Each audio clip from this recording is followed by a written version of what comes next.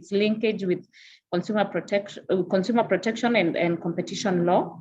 We apologize for that. And then the session on auditing the 10 years of the CAK shall come at the end of as the last session of the day. So to start us off today, we have a panel of 3 and a moderator. Mr. Rafael Maza will take us through this first session. Please feel free to raise the questions in the chat option available on the program, and we shall be sure to respond. Morning, Raf. Hi, good morning, everyone. Thank you so much for having me. So I'm Rafe Mazer. I'm the Director of Consumer Protection with Innovations for Poverty Action, which is a research organization that focuses on using data and impact valuations to solve development problems, including issues around competition and consumer protection. And I have a great panel with me to discuss, as mentioned, the linkages between competition law, consumer welfare, and data protection, which I think we all know is a really important emerging topic.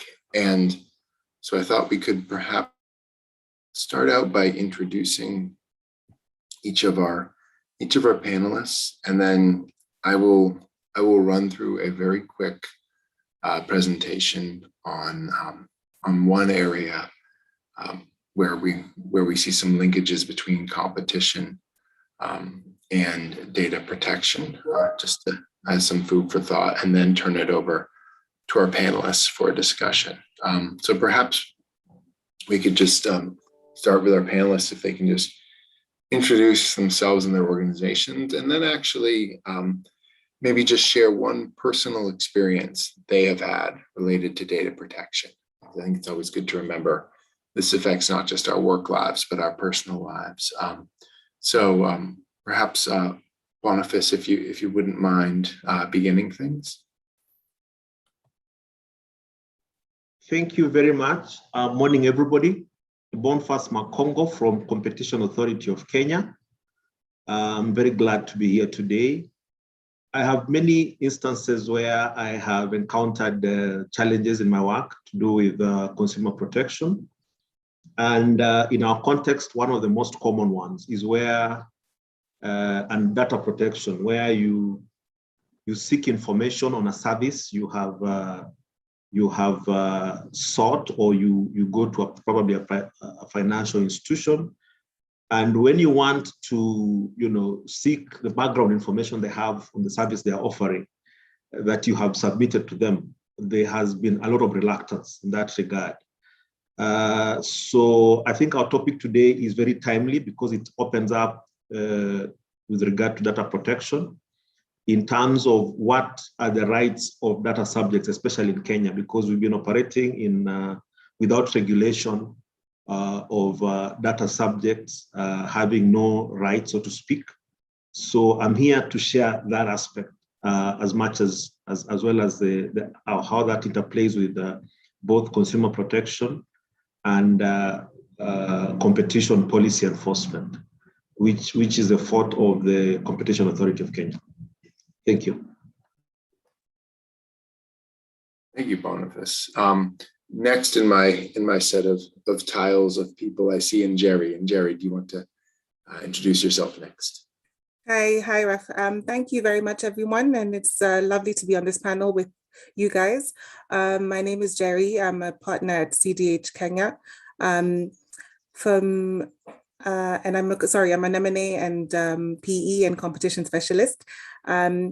So I've dealt with competition matters for a long time now. In terms of data protection, I think everyone who has a phone or who has an iPhone specifically will have been the subject of, your password has been leaked or it's been a subject of a data leak or something like that.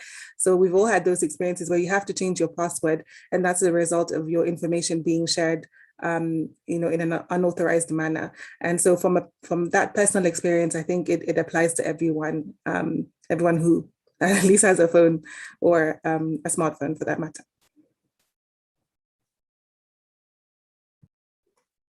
Absolutely. I think we all may not have full idea of all that is going on with our phones and who may be watching us without us knowing it. It's a very good point. And perhaps the final panelist, Robin, do you want to introduce yourself?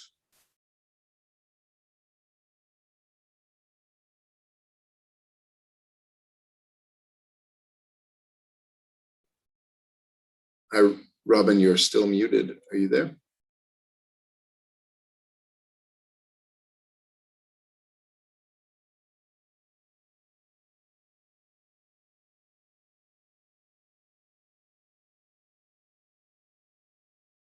Hello, Robin.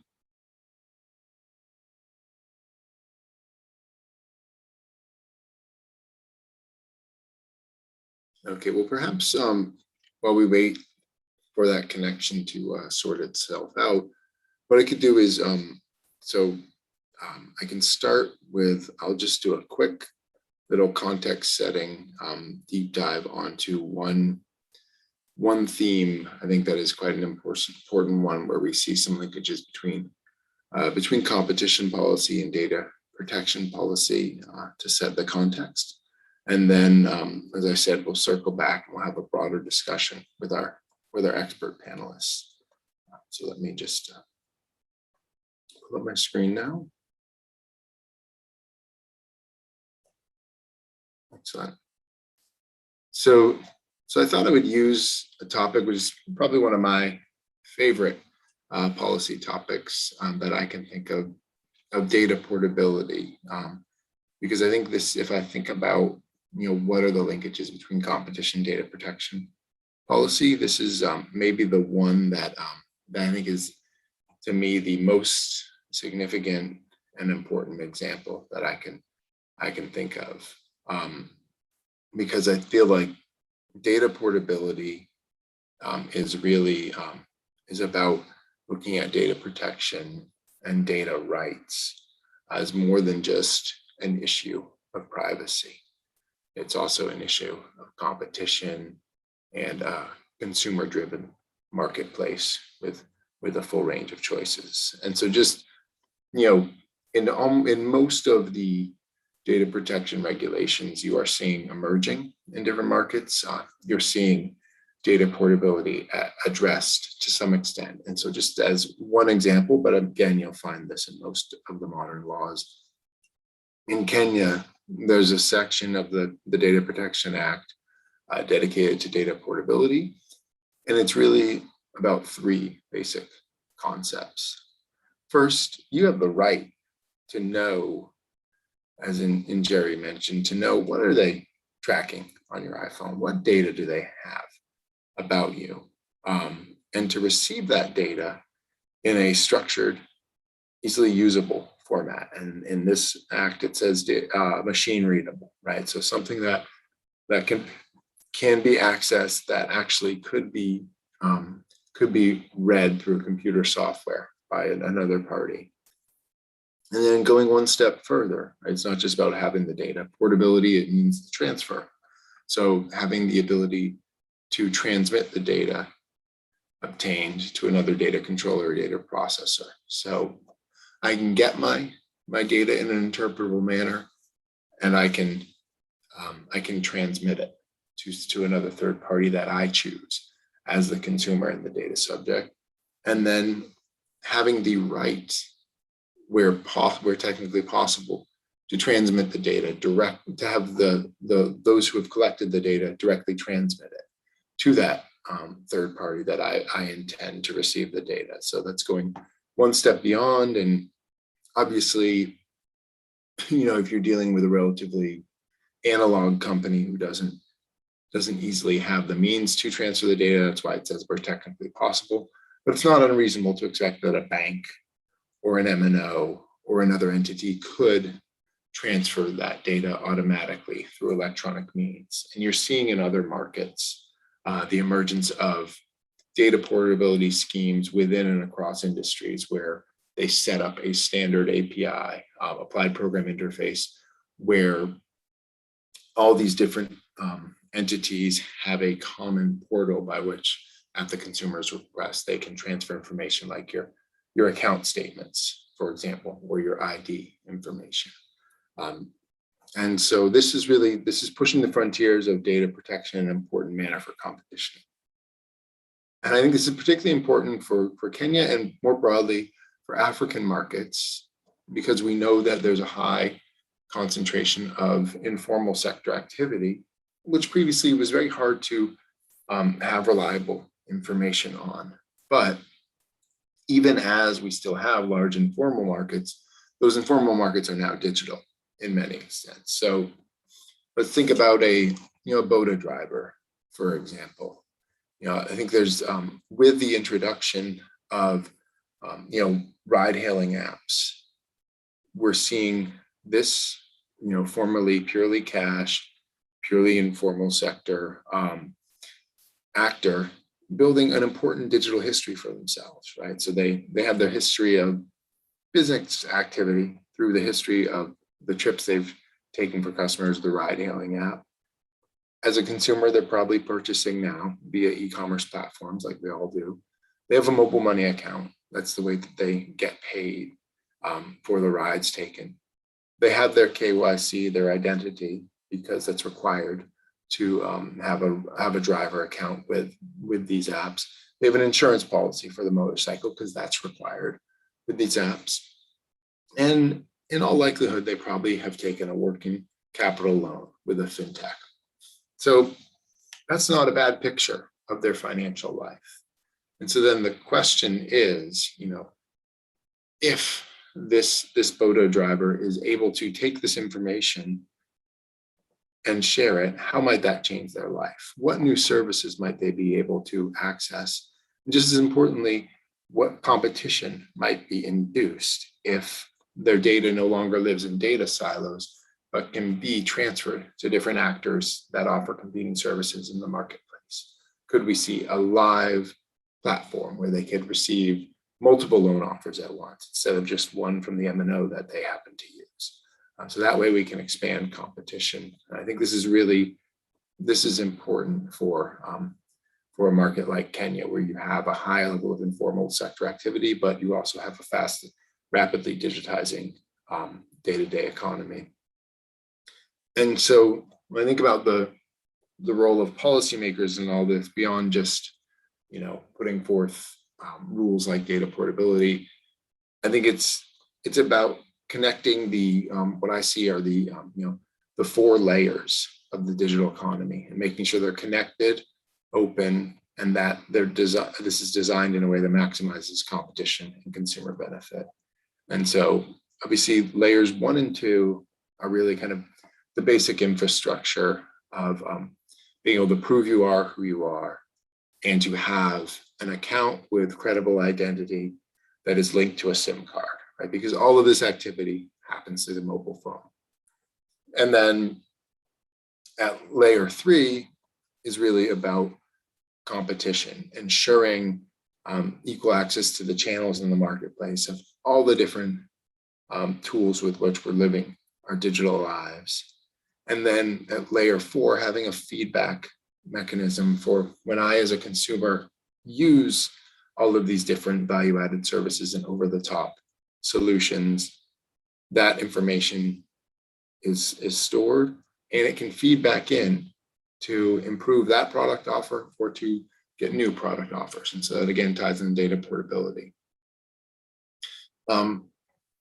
I think data portability is a good thing for consumers in any market. But I think in particular, if we look in Africa and if we look in financial services, where I look at open banking in the United Kingdom or other markets as additive, I think in markets characterized with high informality and maybe market concentration, it's not additive, it's transformative. And if you look at Africa, you see high profitability of banks, and you see high costs for banks. And so both high profit and high cost means the consumers may be paying quite a lot. You also are still seeing we're not where we want to be in terms of access to formal bank accounts and other formal financial accounts. And so if you think of all this data can help to expand the frontier of financial services they may be able to access, But we've also made a lot of progress on mobile money usage, right? That is the future of financial services in many of these markets. So we have these SIM connected, base layer of identity and payment services on which all these innovations can ride. So I think this is why I believe this is a topic that's particularly important to push for competition in these markets. And so I think you could quite easily, set up a system of data portability in a market like Kenya, or probably across most African markets that focuses on common protocols for consent.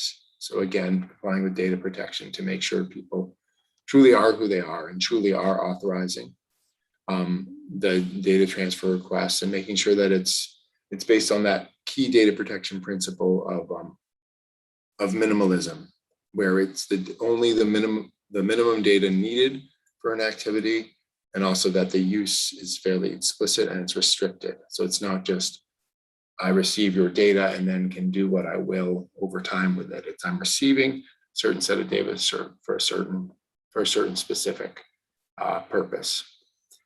Then I think we need to invest in a common architecture. So data portability APIs is more commonly how they're referred to allow for these one-time data transfers between authorized and registered receiving parties and sending parties, so that a consumer can take their data and receive a new product, offer a value-added service.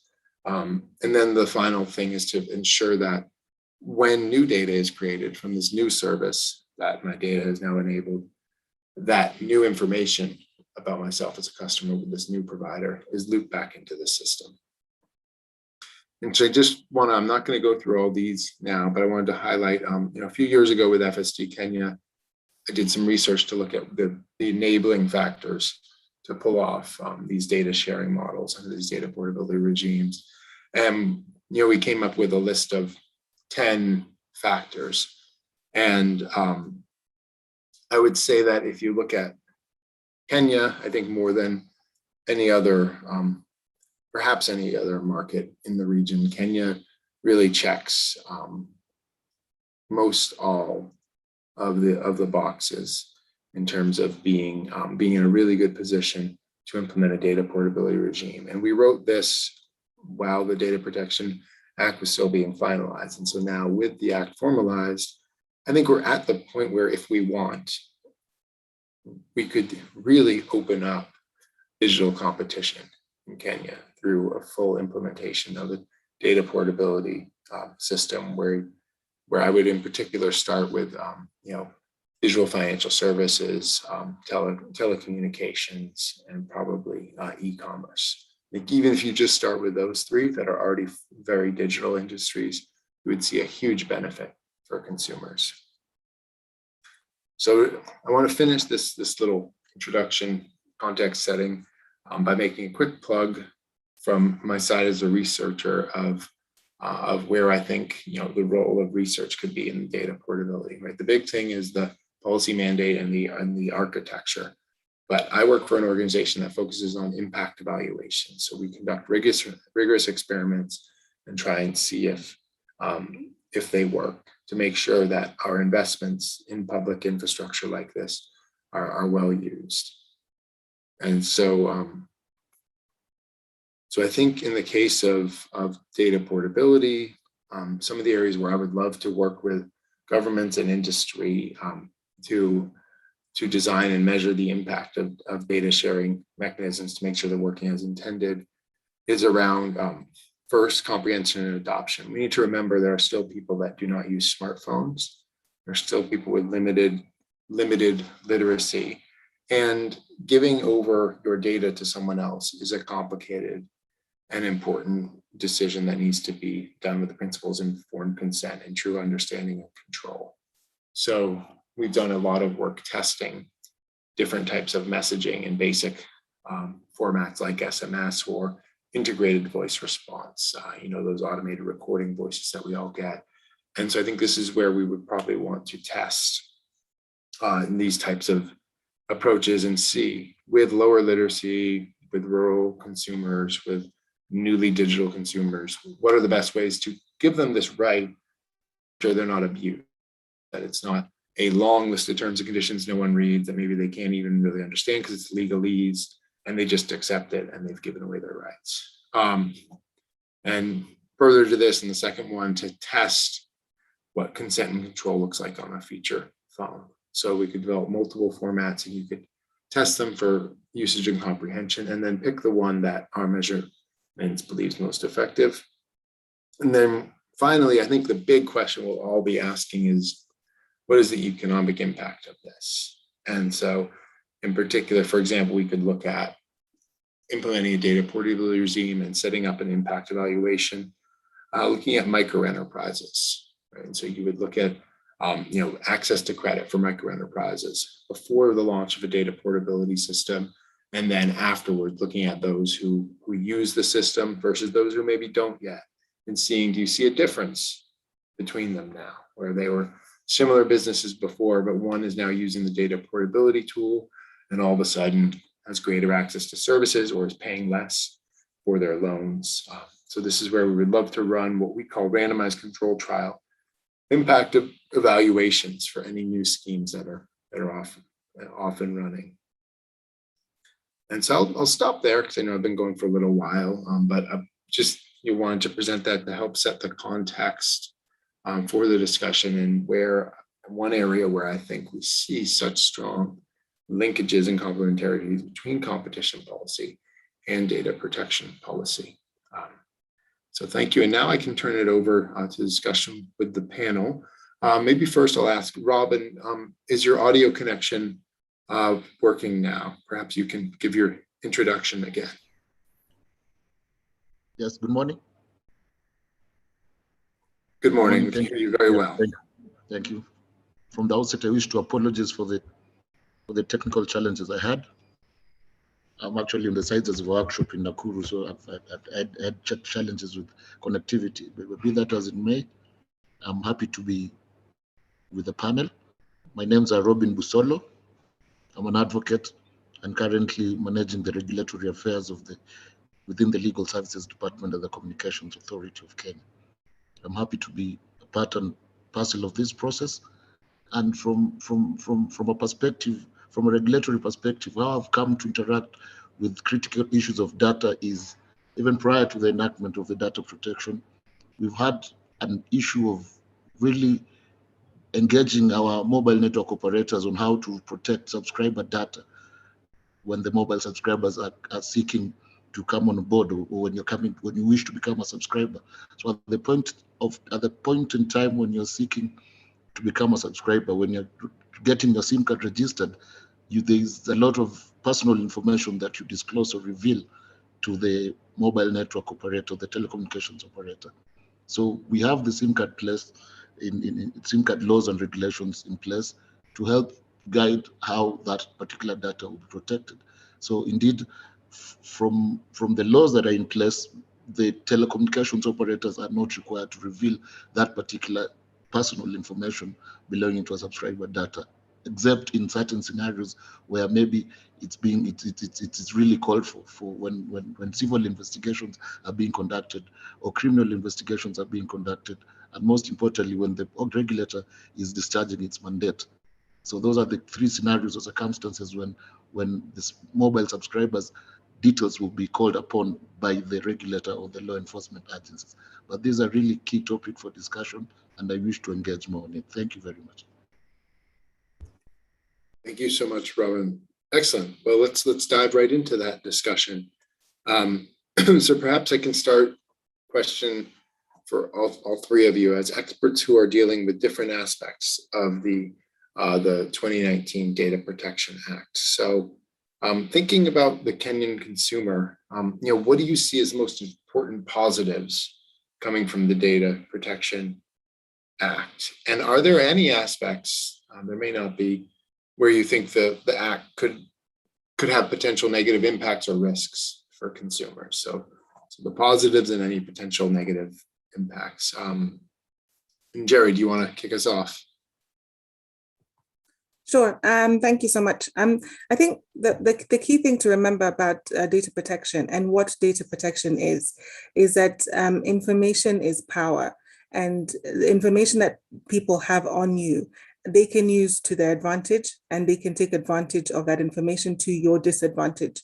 And so when we're talking about data protection, just to get to the bare bones of it, is what can someone do with the information that they have on you? And bringing in the Data Protection Act means that we are reinforcing the fact that there is accountability for the information that is held by a particular entity. So there's reassurance for consumers that their data will be protected. There are reporting systems if the information is held incorrectly, and you can therefore correct that, or you can report to someone that your information is being held incorrectly. And therefore, you have a way and a recourse to deal with the information that people have on you, whether with your consent or not. And so the best thing about the Data Protection Act is the ability for individuals to protect the information that they have and report if that information has not been held in the specific way that they wanted, or if the information is incorrect, or if the information is not accurate. Yeah. The negative aspects, if I can jump to that, is that there is a cost to all of this. And the cost is to businesses, the cost is to people entering the market. And for compliance, you will have to do particular things in order to make sure that you are adhering to the DPA.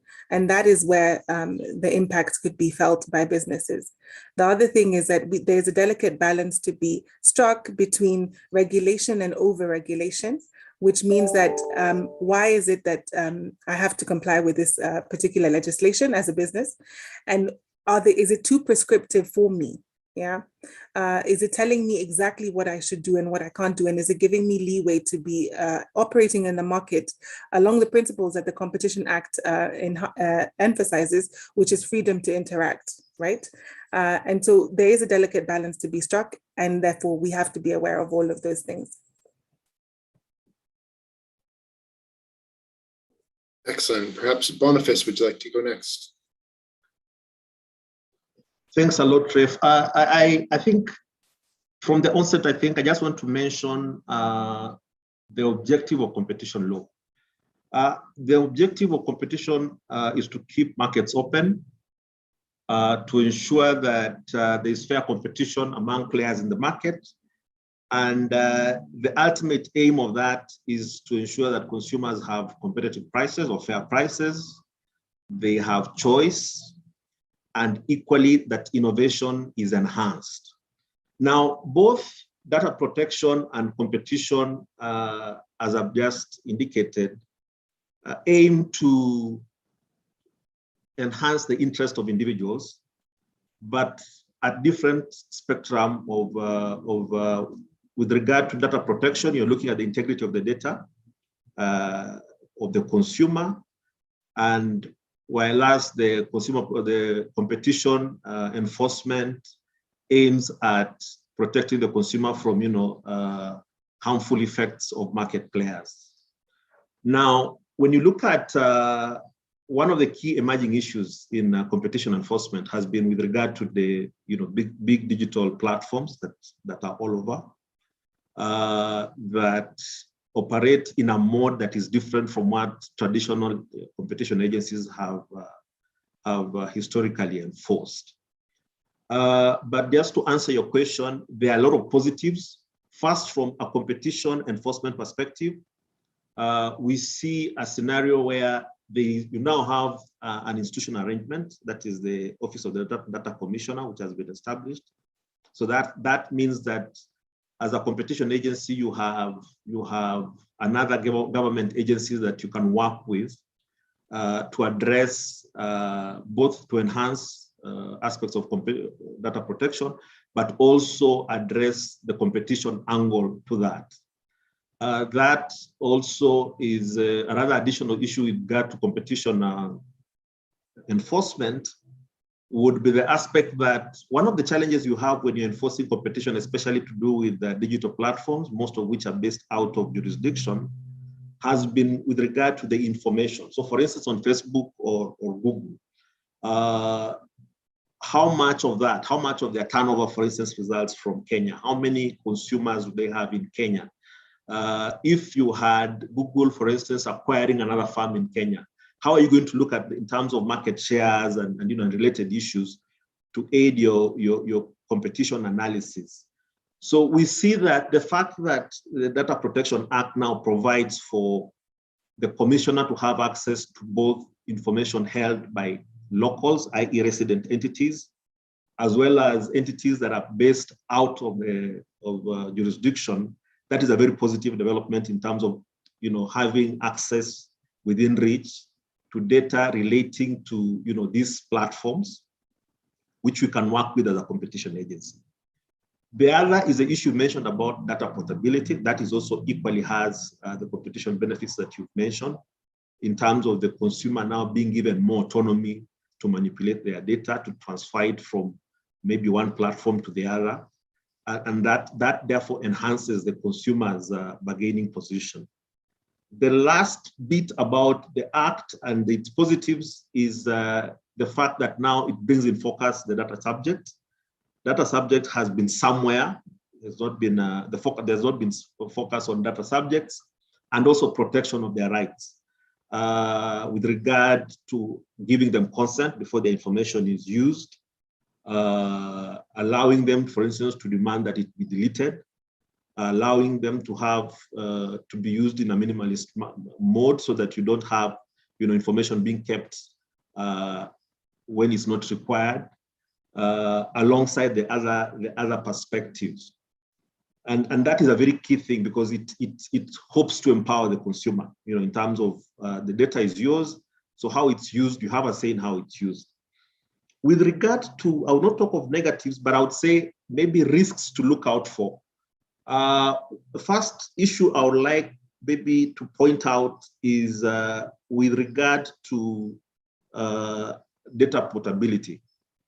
The provisions of our Act of the Data Protection Act seem to make that conditional on technical feasibility of that portability, and also provide for a charge so the consumer can be asked to pay a charge, if that is necessary. The law talks of a reasonable charge, but that can be an impediment depending on how the various market players and various data processors and collectors interpret it. So it can be used to impede the ability of the consumer to exercise their right of portability. Now, the other aspect that we need to look at as a risk would be the issue of consent. You've been allowed as a consumer that information has to be processed pursuant to your consent. But the Act does not come out clearly about, you see, it's easy for me to give you consent when I don't know what you're going to do with the information or what benefit you're going to derive from the information, especially the commercial benefit. So that probably going forward is the issue of, do we need to provide for in regulations for the consumer to be told that I want to use this data for this objective. However, I will probably derive this as a commercial benefit, so that when you're giving your consent, it's informed consent. The other aspect that I would like to bring out is the issue of SMEs. In Kenya currently, we have a lot of young people who have ventured into generation of content, for either whether it's YouTube or other content that is locally available. I've seen personally a proliferation of TV stations, where individuals just come up with TV stations, they sell content to the market. And the fear there is that we want to ensure that data subjects are protected, but also we should do it in a manner that does not in any way impede innovation. Those who are creating content, in most cases, they're not very big in scale, but they need to be facilitated because that has an impact on employment creation in the country. The other aspects that I would like to bring out would be around, this is a specialized area that is emerging in the country, but the challenges to, for instance, if you want to challenge a decision of the data commissioner, the challenge lies to the High Court. That has a cost to it. Probably one would argue that in our context, why not have a tribunal looking at this? Because it's normally quicker, it's more accessible. So those are some of the issues I like to mention. The last issue I'd like to mention is the law does acknowledge, the Act does acknowledge the need to share mandatory information, where sometimes the law allows for sharing of certain information, either in public interest or related issues. But is it not wise to also equally, in the kind of constitutional setup we operate in, allow the consumer to file objections where they feel that maybe this information, though mandated by the law, the consumer feels probably that is not in public interest and related issues. So those would be my comments in short, in a nutshell, to the issue of the positives and the potential pitfalls to look out for. Thank you. Excellent. Thank you so much for that. There's a lot that I might circle back on later in the open discussion on that. Thank you so much, Boniface. Robin, we'd love to hear your perspective on this question as well. Yeah. Thank you very much, Raf, and thank you very much, Njeri, my co-panelists Njeri and Boniface, for their well-detailed exposition of the salient issues of the data protection law. I will, from the outset, wish to associate myself with what my co-panels have said. They've really been exhaustive. I will not really belabor on the critical areas which they've mentioned, which I totally associate with and concur with, save to mention on the aspect of consumer. Before the advent of the data protection law, we had a regime governing consumer issues, which is the Consumer Protection Act. And if you undertake a cursory review of reading of the Consumer Protection Law, you realize that as much as it flows from the Constitution, it's a fundamental right. Then the law comes in place to actually expound on the rights of the consumers and the liabilities that they need to have. What was lacking in that law, what was apparently lacking in that law, is the institutional bodies, or there was no institutional. There was no an institutional body that a consumer would rely on when it comes to enforcement of these fundamental rights and responsibilities which are contained in that law. What you realize that what we have right now are consumer lobby groups. Like, for example, like what happens with advertising, there's no really body regulating advertising, but there's an advertising standards agency. So what we have when it comes to enforcement of consumer rights, both in the traditional economy or in the digital platform, what we have are consumer groups or consumer lobby groups. So what the positive aspect that I'm seeing with the advent of the data protection law is the creation, just to agree with what Mr. Boniface said, the creation of the data protection office, the office of the data commissioner. So as much as it focuses on really raw issues of data, it brings in the aspect of consumers, and consumers now have an institutional place. They have a recourse. There's an institutional body where they can seek redress, or they can seek to enforce what they are contained in their rights beyond now the consumer protection laws and the issues of the Data Protection Act. And some of the positives that I see, I won't again just to elucidate on the silent features of the Data Protection Act beyond institutionalization of the office. There's the recognition of the rights of data subjects. Again, this has been very well elaborated by Mr. Makongo. There's the relevance and significance of personal data, which, as we know, this really was prevalent in other jurisdictions, especially in Europe, but in Africa, we did not, especially in East Africa, we did not have our own domestic law on how to protect personal data. So yes, we might have had laws to protect personal data, like in the case of the HIV/AIDS and the law, where you cannot really seek consent. You need to seek consent before. You cannot undertake mandatory testing of a patient without seeking his consent. I just gave an example of the Kenya Information and Communications Act, where a subscriber, a mobile telecommunications operator, cannot actually reveal subscriber data without prior consent of the subscriber. So the positive stride of this law is that it really brought to light the essence and significance of personal data. Fundamentally, it brought to light the right of non-disclosure by the so-called data controllers and processes. So the institutions that have been handling data, the banks, the hospitals, our educational institutions, our circles, even in government circles, both in public sector, there's need now for creation of these positions, critical positions called data processors and data controllers. And most fundamentally is that as much as institutions have been really neglecting the essence and critical role of data, right now there is need for institutions to create what we would prefer to call as data policies. So as much as institutions have embedded in the way institutions have human resources policies, now with the advent or with the passage of this law, institutions are becoming alive to the fact that they really need to have, or really need to formulate the so-called data policies within the institutions. What again I realize is a positive stride, just to not to belabor the issues which my co-panels have said, is the question of freedom of choice.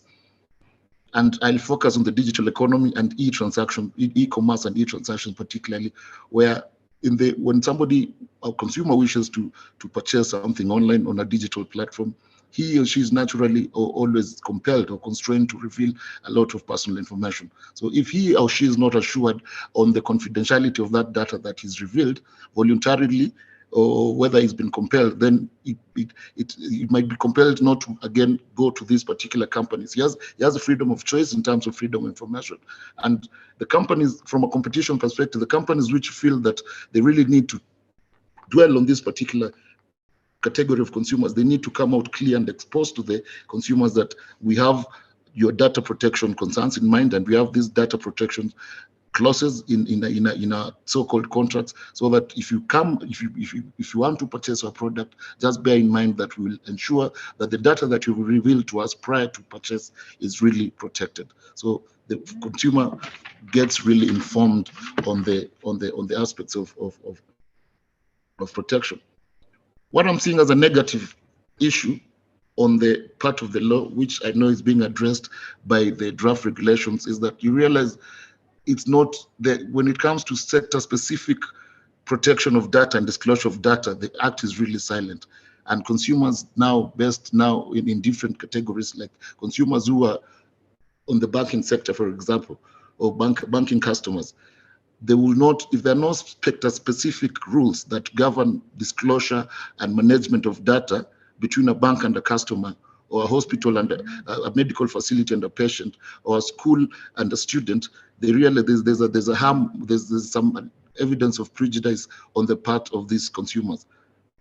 So, but I understand, I'm privy to some developments in terms of formulation of regulations which are really sector-centric, or they're focusing on how to come up with regulations that address different or certain specific sectors of the economy. I will not dwell much, but I wish to stop there in terms of the positive strides and negative strides of the current DPA 2019. Thank you, Rev.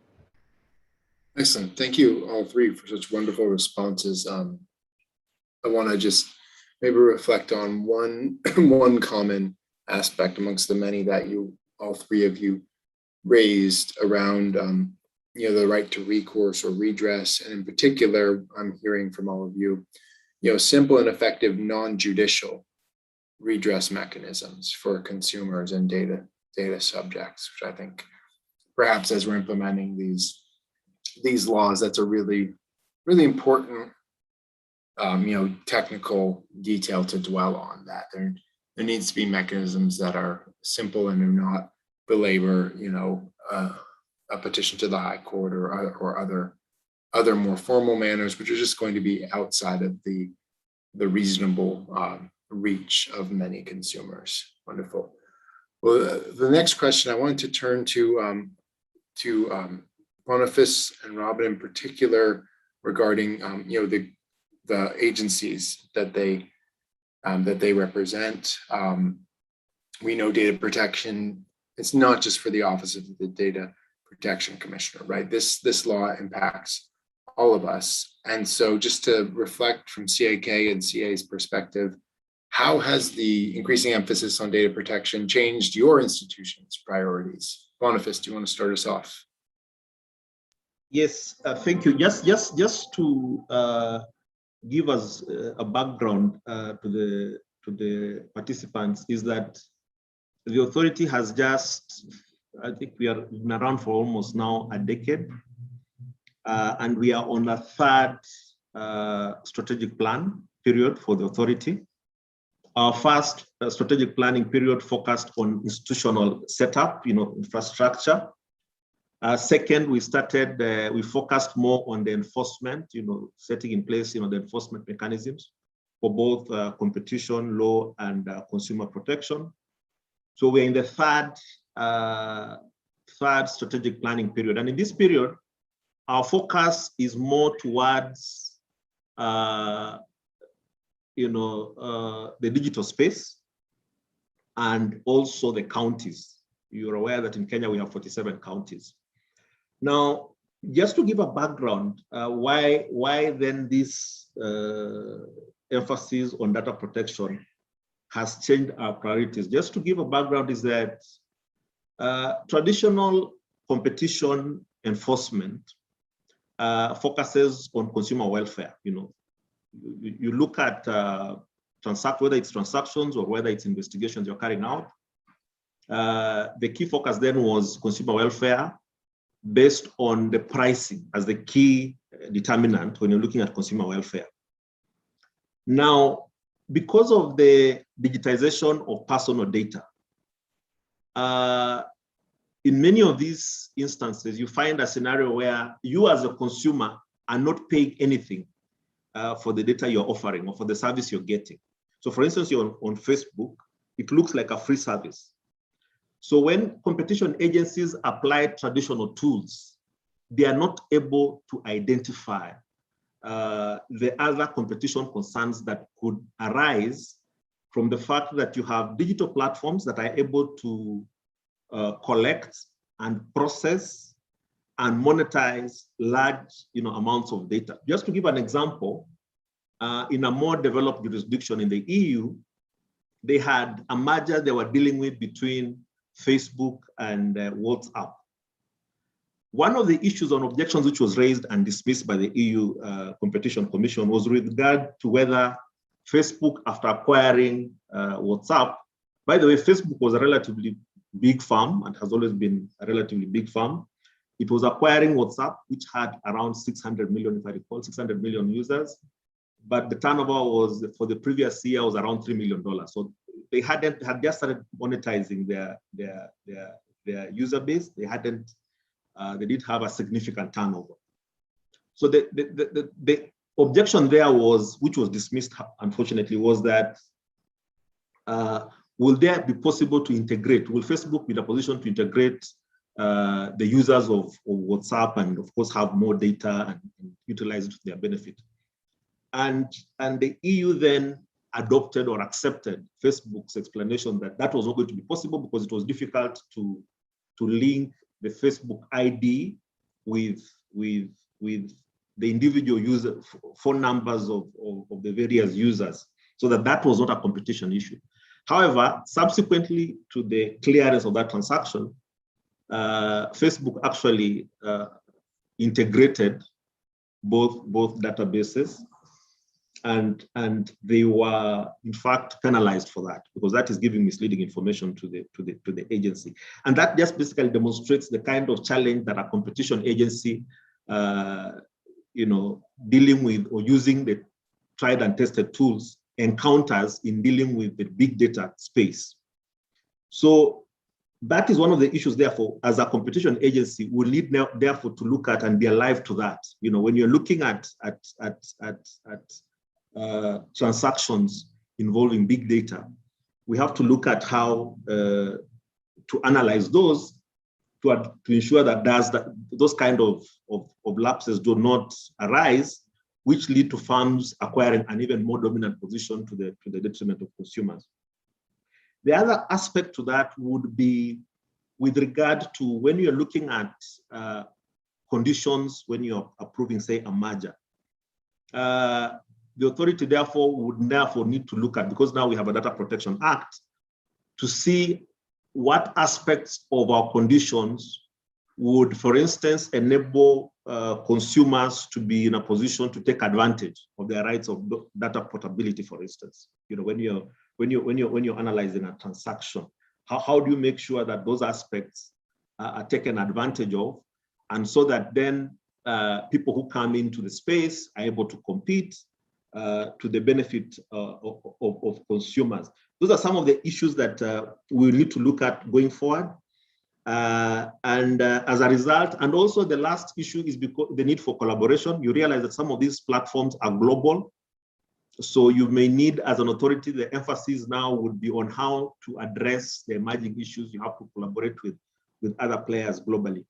And as an authority, in order to address that, we already have commenced a process of basically having an inquiry in the digital space in Kenya to see how we come up with instruments, or how do we redesign or alter our instruments to be in a position to effectively handle competition issues in the digital space. Thank you. Excellent. Wonderful answer again. And Robin, I'm curious to hear from the perspective of CA, how this is affecting your operations. Thank you, Raf, and thank you, Boniface, for that wonderful elaboration of the background of the Competition Authority. Maybe from the outset, Raf, it will be important to know that the Communications Authority and the Competition Authority are like brothers. We have a memorandum of understanding, and we have a strategic partnership where we build synergies in trying to promote and enforce competition within the ICT sector. So just to follow cue from Boniface again, from a background perspective, I wish participants to appreciate and understand that indeed the Communications Authority is a regulatory agency established under the Kenya Information and Communications Act, set up or established way back in 1998, following liberalization of the ICT sector policy. Prior to the enactment of this law, there was a law called Kenya Post and Telecommunications Corporation, which basically had a monopoly over regulation of three key subsectors, which is telecommunications, radio communications, postal and courier services, and most importantly, competition.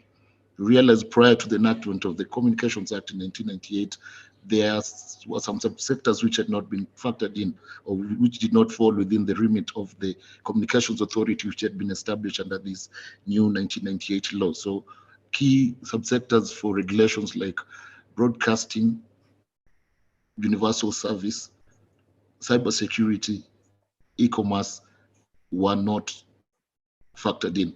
So with amendments in 2009, following formulation and promulgation of the ICT sector policy of 2006, the Communications Authority, then as it was known as Communications Commission of Kenya, was given a wide mandate. So it had responsibilities from radio communications, managing frequency, licensing telecommunications companies, licensing and regulating postal and courier services, licensing broadcast TV and radio operators in Kenya, managing, ensuring that there's the bridge of the digital divide. We have a universal substitute about 0.5% of their gross annual revenue to this universal fund. This universal fund is administered by the authority to basically help bridge the digital divide. So there are areas which have been earmarked or identified as underserved and unserved following a consultation which culminated to what we call a voice gap study. So that fund, again, the authority is really responsible for that issue.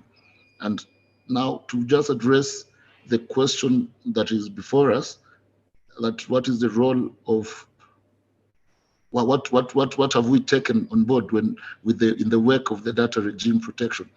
I wish to again reiterate the fact that the authority, prior to the enactment of the Data Protection Act, we had these issues of data really in mind. And the case in point is the issue of protection of subscriber data, where we came up with the authority formulated in consultation with the parent ministry, formulated the SIM card regulations. And the key provision of that, a requirement of that regulation is that any mobile subscriber who wishes to subscribe himself with a particular operator needs to disclose some personal details.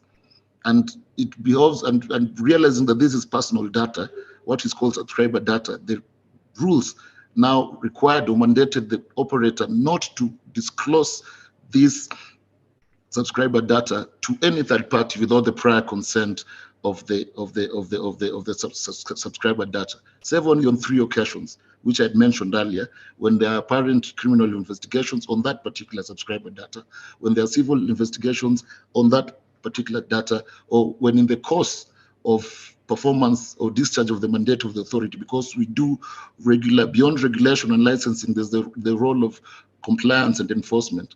So where we require performance audits. So like a case in point is where we require them to undertake registration of SIM cards following the rules and lay down laws. We usually do a compliance check to ensure that indeed, did this person really come present his ID, and did he really show up in person? You must have scenarios where there are cases of hawking of SIM cards, and there are registration agents who would dare give out a registration, will dare undertake registration, issue a SIM card without even verifying the details of that particular potential subscriber, and which has had a spurring effect, a consequential effect of even having security impact, having security repercussions. So we've had that scenarios, and we've always indulged or engaged our stakeholders, our key licensees, on the need for them to ensure that there's full or 100% compliance with the law. So with the advent of the Data Protection Act, it became necessary from a SIM card registration perspective, from a subscriber data protection perspective, we were actually constrained to revamp these SIM card regulations. And what we have right now are actually SIM card registrations, draft regulations 2021. Sometime if the ministry, the parent ministry gives consent, then we'll be going out for public consultations. And just to enforce or to buttress the issue of protection of data, we are trying to come up, we've even come up with proposals that touch on issue of biometrics. So we're trying to introduce the concept of biometrics when it comes to SIM card registration.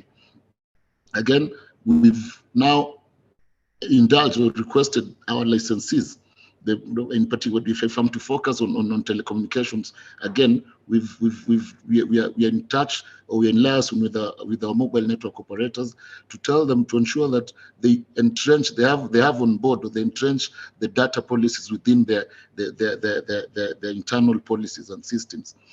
We have been constrained again to actually relook and review our licensing conditions, and where necessary, to come up with proposals or clauses that actually dwell or emphasize on data protection. So the existing licenses as they were, the issue of data protection might from the look of it might be seen to be silent. But with the advent of in the work of this data protection law, we are trying to, because we have the mandate to modify or alter the license terms and conditions. There are some views from stakeholders that there's need to incorporate data protection clauses within the license terms and conditions. We are also trying to inculcate amongst our licensees the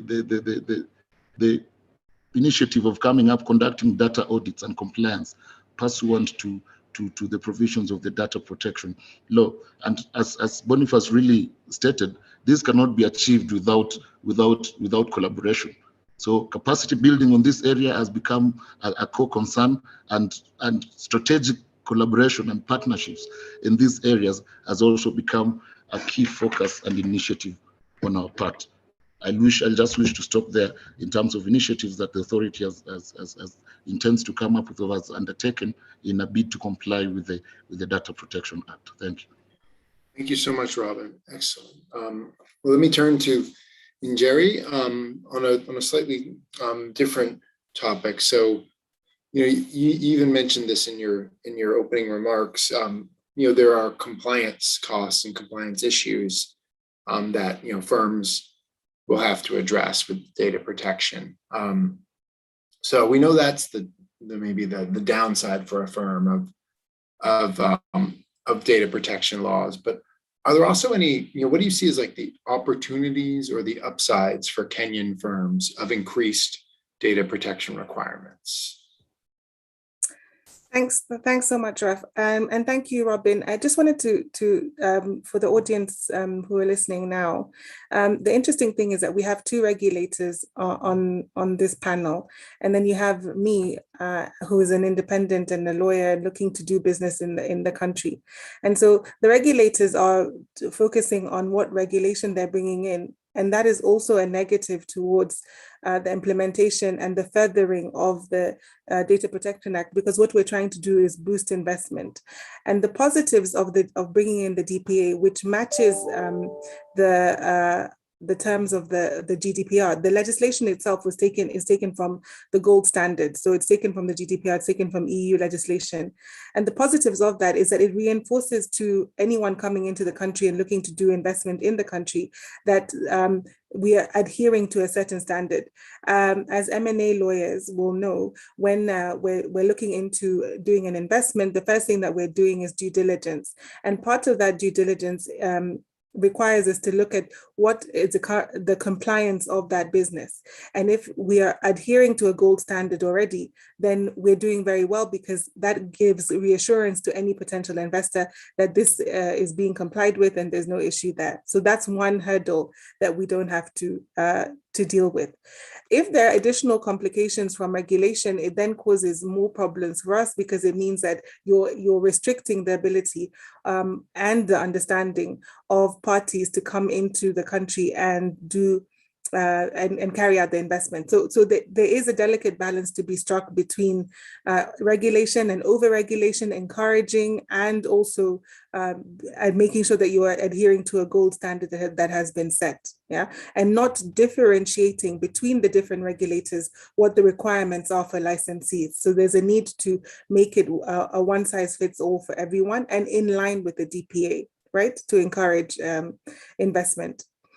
The other thing that I would say is that the DPA at the moment is in its infant stages. So even with the need for companies to comply, we haven't yet seen the regulation to come out of that. So we don't yet know what it will look like and what the controllers and data processes how they will be regulated. And so we're yet to see that. So let's give it some time before we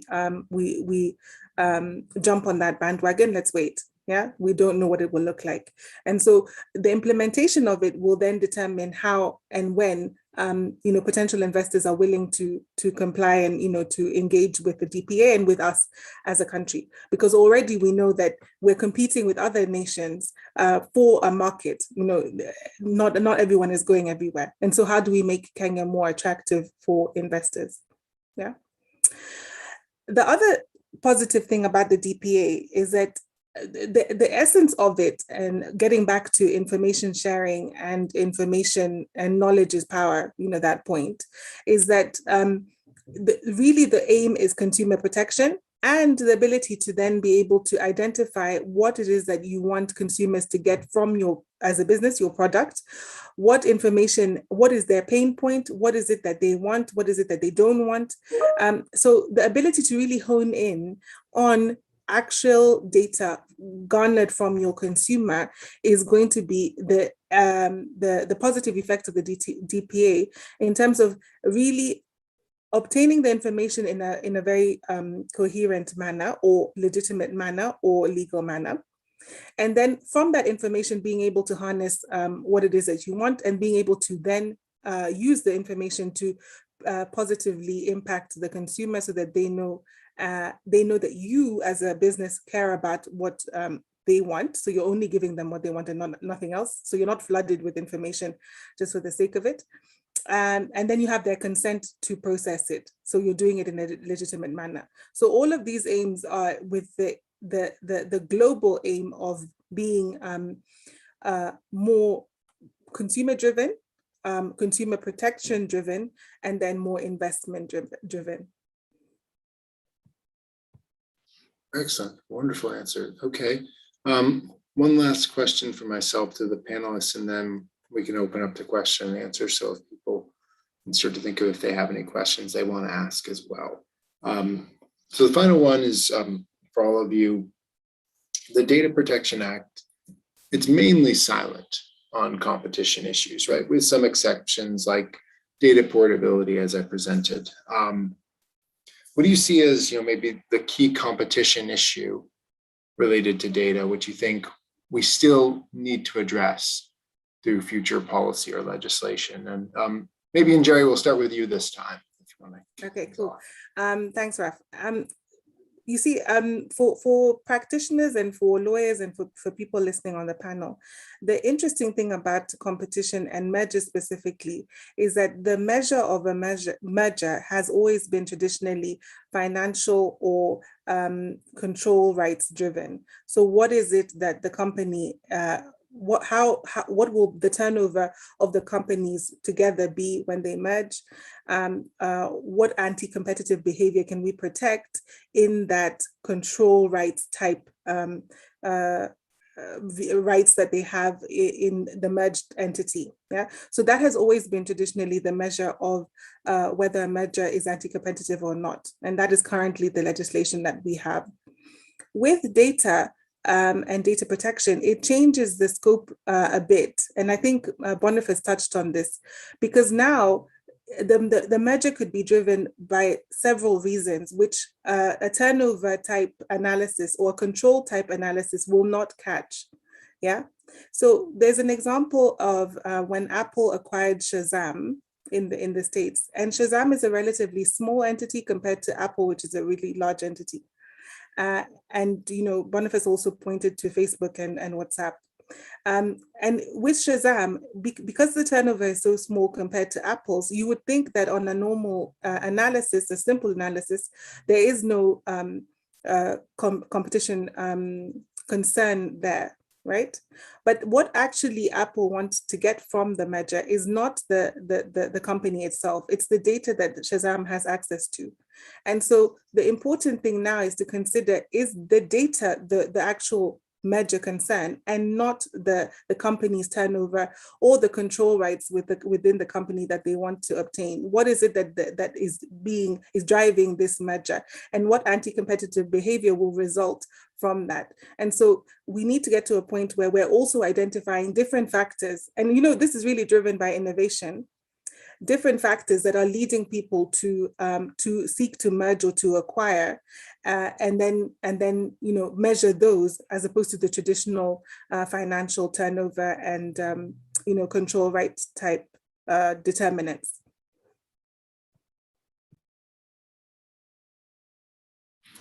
Excellent. That's another great example. It seems like we're having a growing number of cases we can refer to globally on this. All right, excellent. Well, Boniface, same question to you. Yes, just to add to what Jerry has mentioned, I think especially with regard to two-sided markets, where you have entities, especially digital platforms, acquiring other firms, for purposes of the user base they have. There's need now for competition agencies, and as an agency, we are already reviewing that to determine which kind of instruments will enable us to look on both sides, both the side of the user base that is being acquired, and also the side of the advertising revenue, which has traditionally been the focus of other agencies in similar transactions, so that we don't miss out on competition issues. So that's the first thing I would think of in terms of a policy kind of a pronouncement. So we'll need to look at that and say, the current instruments we have, will they enable us address and arrest any likely competition concerns that will result from such kind of transactions? The other issue that arises from this is when you look at the issue of data portability, there's the angle that has been provided for in the Act. But I think in our kind of context, the consumer still has a long way to go before they're able to fully take advantage of that. So that is another area that I would look at and say, this needs some kind of either legislative or policy positions to enable the consumer take full advantage of that. The other area would be around how do you ensure that, you see, there's an interplay between data protection and competition policy. Data protection aims at ensuring that the data subject has full control of the data and even how it's monetized. Now, the issue there would be instances where, for instance, you may, as a competition agency, and these other jurisdictions have looked at this issue and said there might be need where, for instance, you have some kind of market failure, where a competition agency compels or to ensure that competition is sustained or that the market failure is addressed in a particular sector, there might be need for a competition agency to require that the entity that has that data shares it with competitors, to enhance competition.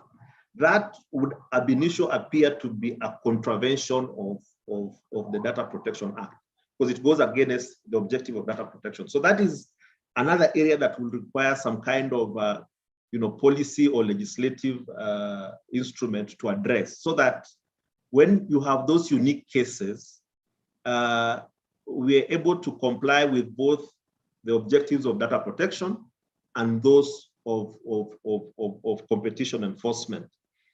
Lastly, what I want to mention is the area of, there has been a scenario, there's actually an emerging scenario where if you look at firms, big firms like platforms like Google, they, in the name of complying or in an effort to comply with competition, with the data protection and privacy concerns, they might do that, but in a way that inhibits competition. So for instance, Google has or rather is indicated that it's in the process of limiting the ability of third-party cookies. Third-party cookies basically enable, other advertisers to access their platform and offer their products. So they are creating a privacy sandbox on their platform, so that ultimately locks out, other competitors and has a negative impact on competition. Yet it's supposed to address at the same time issues to do with privacy. Equally, if you look at Apple, they are also, I think, in the process of coming up with an app which would also require that you get their permission before, somebody using their equipment is able to reach out to their users. So those are some of the issues that also is supposed to aid in ensuring privacy. So I think the authority needs to look out, and other global, just like other global agencies are doing, to ensure that we don't have a scenario even locally where these firms which have all this data and which then are in the process or use and pursue the objective that we want to comply with the data protection in a manner then that is inimical to competition, which aims, or ends up locking out competitors from those platforms. Excellent. That's a really good point about the cookies. I hadn't thought about that tension before regarding Google's new policies. Robin, over to you for this last question. Thank you, Ralph. Again, I believe my colleagues have really exhausted the key areas from a policy initiative. I'll just wish to weigh in with a few areas that from an ICT policy perspective, indeed, the focus has been lately has been on the digital economy and the key issues of e-commerce and digital trade. So, and just to implement the salient features of the ICT policy, we have also, the ICT Ministry has formulated the digital economy blueprint. And to help actually realize the aspirations of this digital economy blueprint. The same ICT ministry has been instrumental in formulating a digital economy blueprint strategy paper, which I believe has been subjected to public consultations, and actually it's at the level of formulation once it receives cabinet approval. So from a policy perspective, we have policy instruments in the ICT policy 2019, in the digital economy blueprint and the digital economy strategy paper, so that from a data protection perspective, I wish that they focus on the issue of data disclosure on the digital space when it comes to digital trade and digital trade. And a case in point is that for companies have really been aggressive in the digital trade, in the online platform, where there is mandatory disclosure of data, and there are some, would I call it unscrupulous companies who will exploit this data to really become innovative and engage in aggressive promotion, so that some other companies will find this really to be not to be fair, or rather not to create a level playing field, and which will naturally create a competition concern, which would be deemed anti-competitive, and it's highly likely to create a scenario of abuse of dominance, which in competition practice and law, as you've heard, will be deemed anti-competitive behavior and concern. So companies are really alive to data laws and protection. There are some companies which are alive to this data protection and data, and there are some who will be pragmatic in their approach and will really disclose to their customers in advance that if you purchase this product in the course of in advertising or in promotional product, we are live to your data, and we will guarantee you that that the practices from other competitor companies will not materialize from our side. So there's that competition concern that I see. So from a policy initiative, we have the documents in place. There needs to be spirited and concerted efforts at partnerships and collaboration to ensure that these issues of competition which arises from exploitation of personal data, which naturally creates abuse of dominance in certain concerns, is really looked into. Thank you. Excellent. Thank you so much. So I would now want to open up, if we have any questions from the audience, they can please submit them.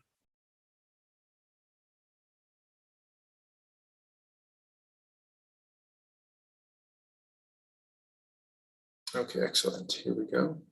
Okay, so a question, it says, the issue of consent is a concerning one. By their legal nature, these terms and conditions tend to be very long and complex documents, no matter how presented. It'd be great to hear ideas on how this can be navigated. Consent as it stands is not informed, and consumers simply don't understand much of it. That's an excellent fundamental question. Would one of you like to kick off a response to this? I can try. So I think that the issue of consent is a complicated issue for many ordinary citizens who are just accessing websites or accessing loans or accessing, information, and then being asked to accept the cookies or accept all, and you don't know necessarily what that means, and so you click accept all. There are moves and legislation to force companies to explain it in bare bones terms to people. What does it mean? It means that we will share your email address, we will save your or store your email, and et cetera, et cetera. And so it should be simplified for consumers to know what consent means. At the moment, to say that there isn't informed consent is not necessarily accurate, because there is a requirement to obtain the consent, but you don't necessarily know what that consent is, or you haven't read the terms and conditions, and the paperwork is long, and people just simply click agree most of the time, right?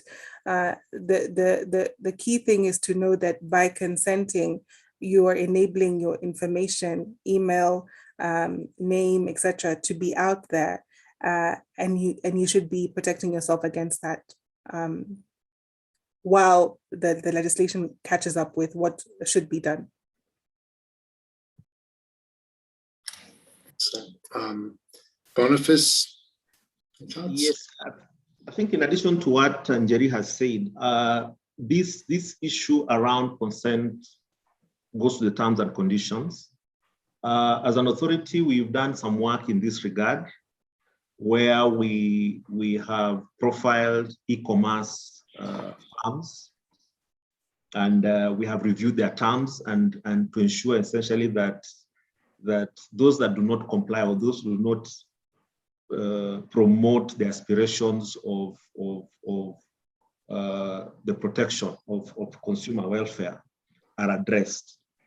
But I think as an additional issue is that as part of it, once the Data Commissioner's Office is up and running, they will need to do this in a manner that, because what we have currently for most of these platforms, in some cases you need a lot of time, which you may not have, to go through all the conditions and fully appreciate what you're signing up for.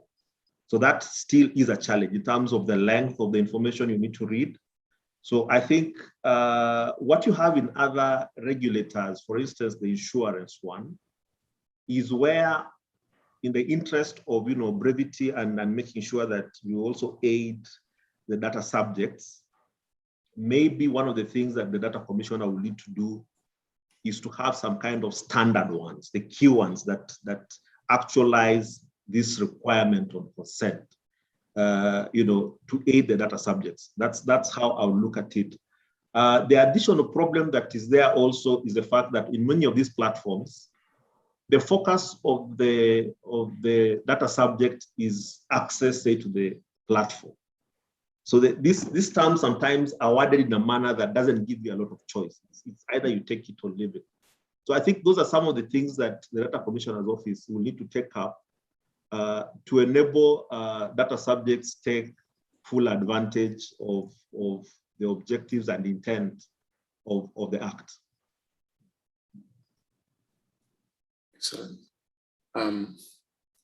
But just maybe I'll just quickly from my side, I think that consent is necessary but insufficient, is what I always say, both with data protection, and I do a lot on consent in terms of financial contracts like loans, and I do think we can aspire to better approaches where I don't think our goal should not be full comprehension of every detail of every policy. I think there have to be some certain rules from the regulators of what is even permitted to be a condition of a contract.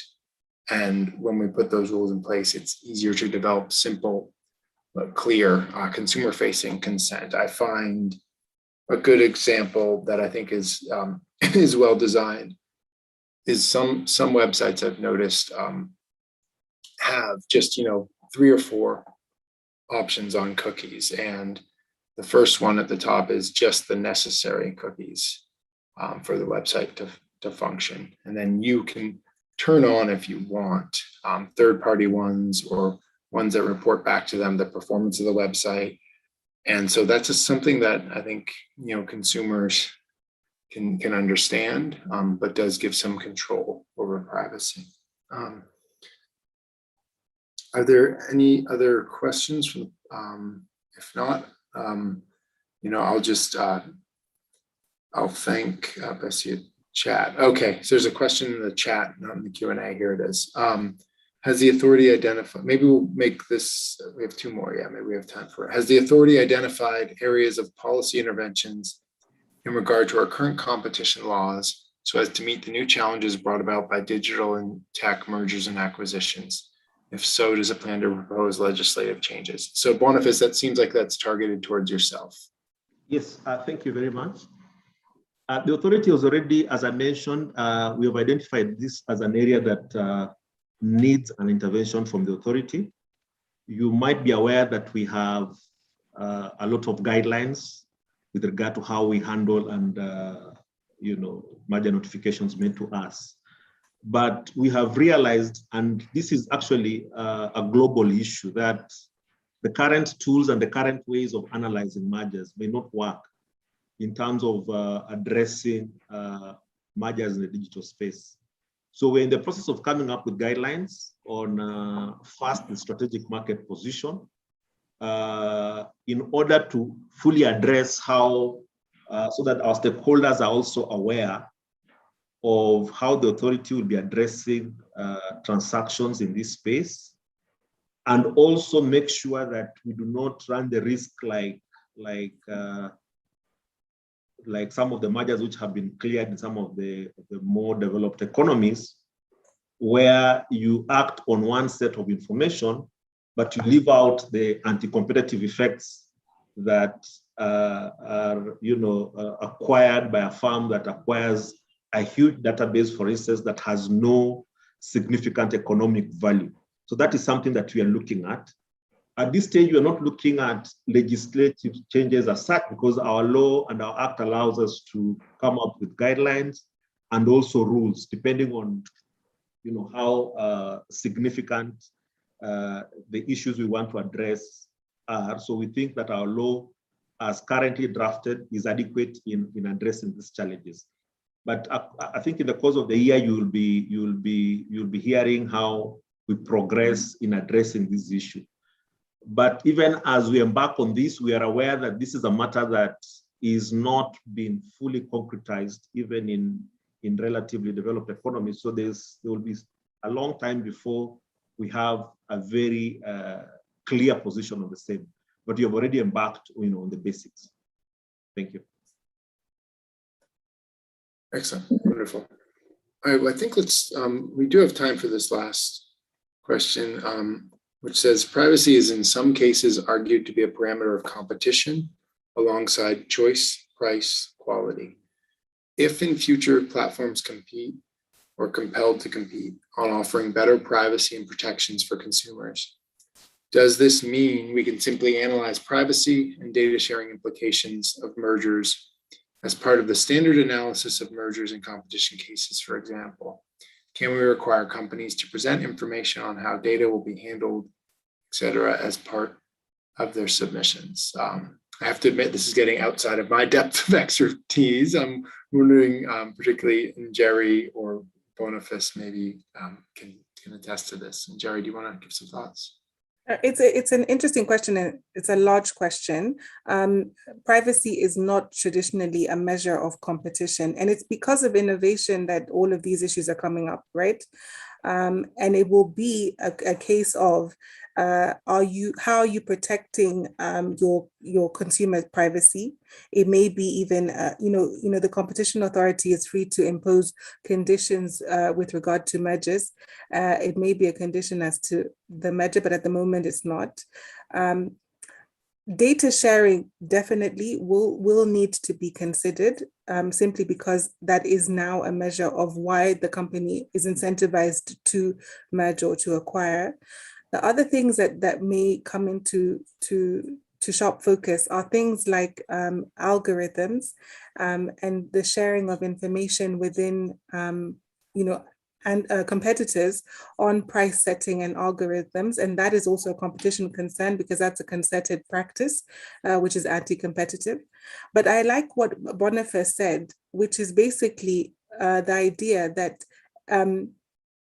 and this is now getting away from privacy, but just on the focus of data, that there's an idea that you can force anti-competitive behavior. So for example, sharing of information, so that it no longer is a competition issue.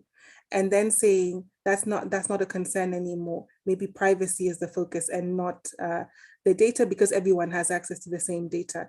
And then the next question will be, how are they controlling the use of or leakage of that data? So there are many different segments to that question. It starts from what is the purpose of the behavior? So is it anti-competitive to start with? How is it then legislated for, and how are we protecting consumers from anti-competitive behavior? And then how we're protecting the consumer thereafter. So there are many segments to this. We're just at the beginning of the stage with the DPA coming into force, and then we'll see how it goes. Boniface, I'll hand over to you.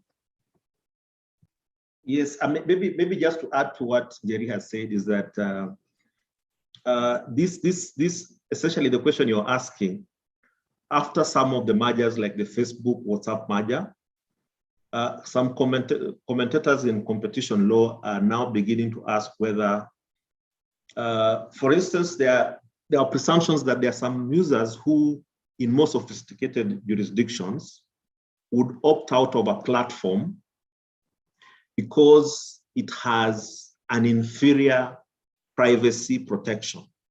You see, is that something that will result? So I think going forward, the issue of privacy needs to be looked at. But at this stage, we haven't reached a level where you determine whether or not it should be considered on its own. But there's already commentary to the effect that maybe when you're looking at aspects of quality, privacy is something that would move in the current context, consumers to opt for one platform in favor of the other, and therefore become, a competitive parameter for consideration. But that is still, I think, a discussion that has not gained traction, but it's still at a very academic level. People are saying, look, maybe, because initially there was not too much concern around the issue of platforms and how they acquire data and how they use it.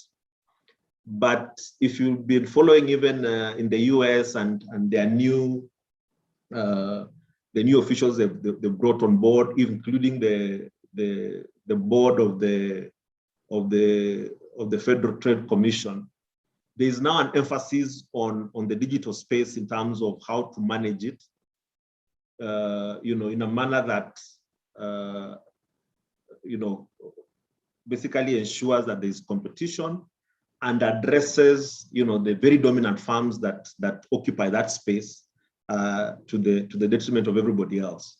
So I think as a competition agency, equally going forward, that is something that will be working, collaboratively with the other agencies to see how we can address similar concerns locally. All right, well, I think we're at the end of our time. I see 3 interesting, outstanding questions. Unfortunately, I don't think we'll have time, but perhaps those with the questions could follow up directly with the panelists. I just wanted to thank all 3 of you. I personally took pages and pages of notes as this went on, because this was an incredibly detailed and thoughtful remarks from all of you on the real intricacies and challenges of making this data protection opportunity all that we hope it can be for competition and innovation in the economy. And I really look forward to working with all of you in the future and to seeing what the next policy frontier on data protection, competition, and consumer protection will be in Kenya. And so I will turn it back to the organizers, but thank you all so much and have a wonderful rest of the day. Thank you very much, Ralph, Boniface, Njeri, and Robin for your time and for the very insightful discussion that has been held. I'm sure we have all learned something new. We will respond to the 3 questions that are in the chat box. The 3 panelists will look at them and respond before they log out. For our next session, we will have 4 panelists discussing how the competition policy is supporting MSME's growth and recovery. But before then, we shall take a break and come back at noon. That's noon East Africa time. So for the next 15 or so minutes, 12 minutes, we shall be on a break and come back at noon. The session will be moderated by Dr. Adano Wario. See you then.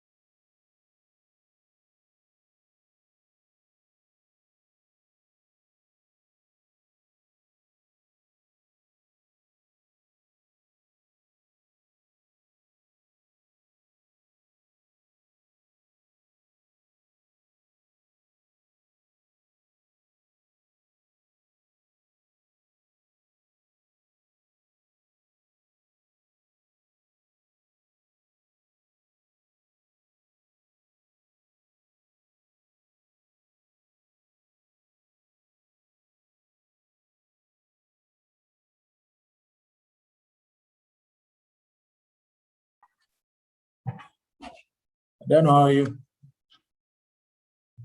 I can't hear you. I think you're muted. Yes. Sorry, DG. Fine, thank you, DG. Yes, I was muted. Thanks. Just call me Francis. Don't call me DG or SARS in this. Okay. Okay. Well noted.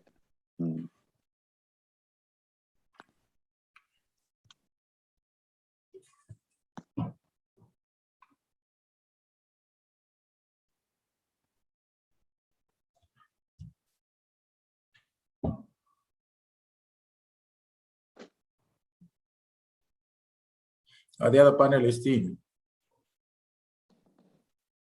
I'll check. Yes, DG. We are just waiting for David Ongolo. Adding is there. Tando's there. Yes. Tando, how are you and Hadlin?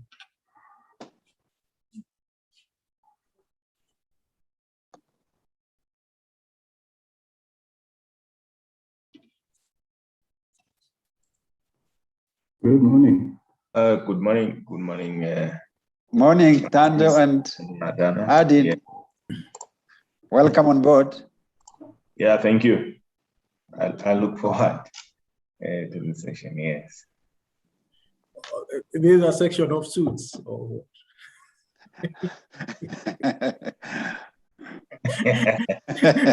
The first time I see Tando in suits in a tie.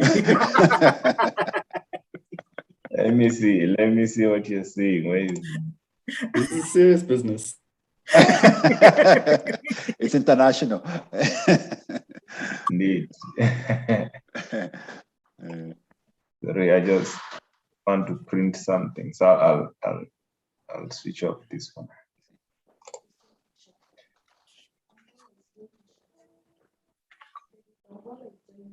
Shortly.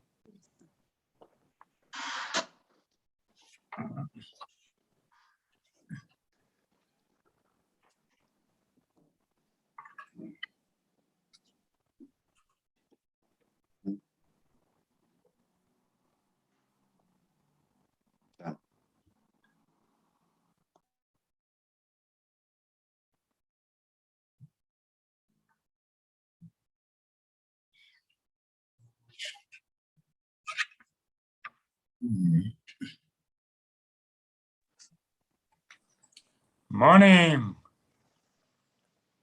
Hi, David. How are you? Yeah. How are you, Francis? Good day, good day. Good.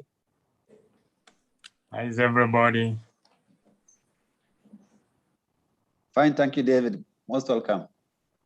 Thank you. I'd logged in the earlier session, so I realized I had to log out and log in again. Well done. Karibu sana. Thank you very much.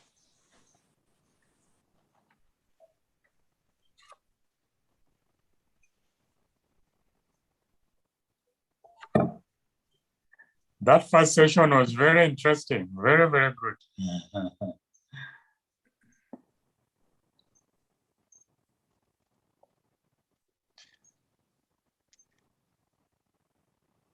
We have to make ours better, if you don't mind.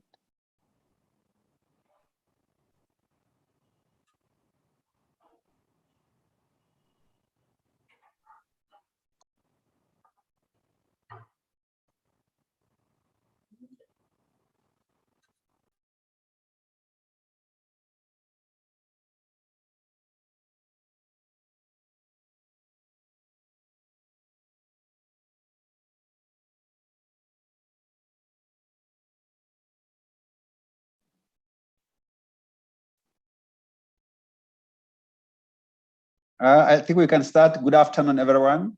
And thank you very much for joining us on our 8th annual symposium of the Competition Authority of Kenya. And this year we have done in collaboration with the CRED of South Africa. And thank you very much for joining. And I would like to welcome you to our 5th panel for the symposium. And the theme for the symposium is supporting MSMEs recovery and growth through competition policy. In this panel, we have put up 4 experts with wide knowledge in competition and also wide knowledge in practice of competition policies. And we welcome you to join us during this session. And at this point, I would like to introduce the panelists.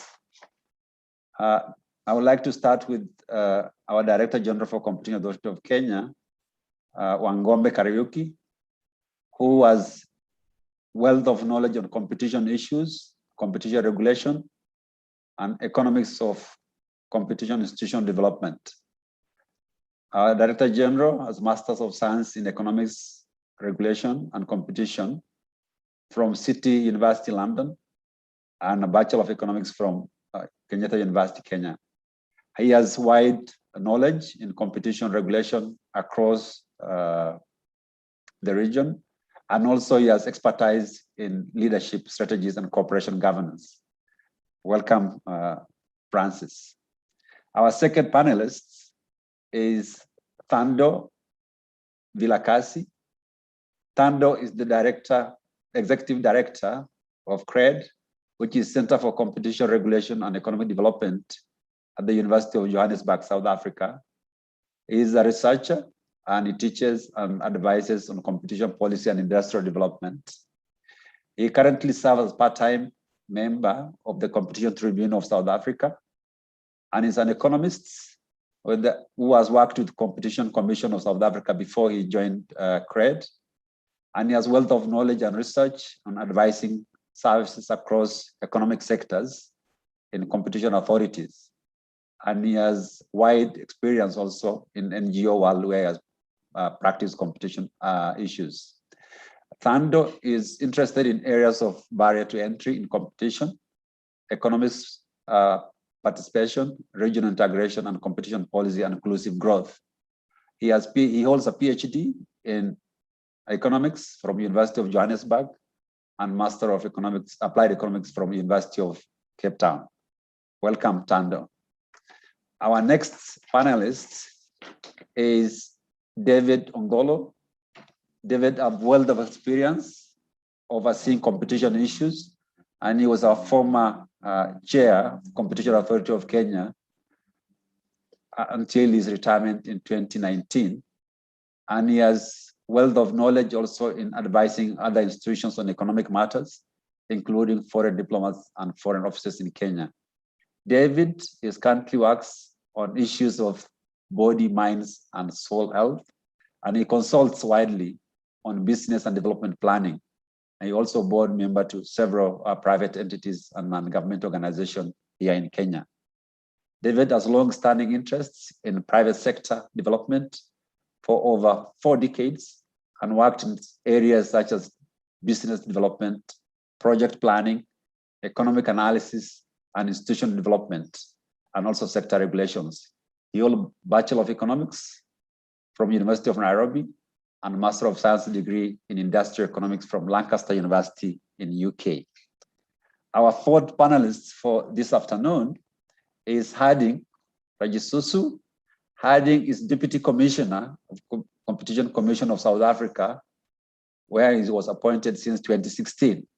Prior to joining the authority, he held various senior positions in government and also within Competition Commission of South Africa and also in private sector as well. He plays a role in responsible for oversights over the competition investigation and activities of enforcement in the Competition Commission of South Africa. He's an active participant in international forums such as OECD or EU, UNCTAD, and African Competition Forum. He has occasionally published a number of articles to his name, and he holds Bachelor of Economics from University of Venda and Master of Economics from University of Witwatersrand, and Master of Business Leadership in University of South Africa. And he also participated in World Bank training on leadership, executive leadership programs and university Harvard Business School, sorry. So I would like to welcome all our panelists at this point. Most welcome to this panel. And without wasting much of time, because we have a limited time, I would like to start to all panelists. Maybe I can start with Francis first, just to ask in terms of SMEs. The SMEs have experienced challenges, with some having to close down or reduce their operations over the last 1.5 years after the outbreak of global concern for pandemic. In your opinion, what should competition agencies do to support recovery and growth of SMEs when we very well know that SMEs employ substantial proportion of population across African countries? Mr. Francis, to start with you.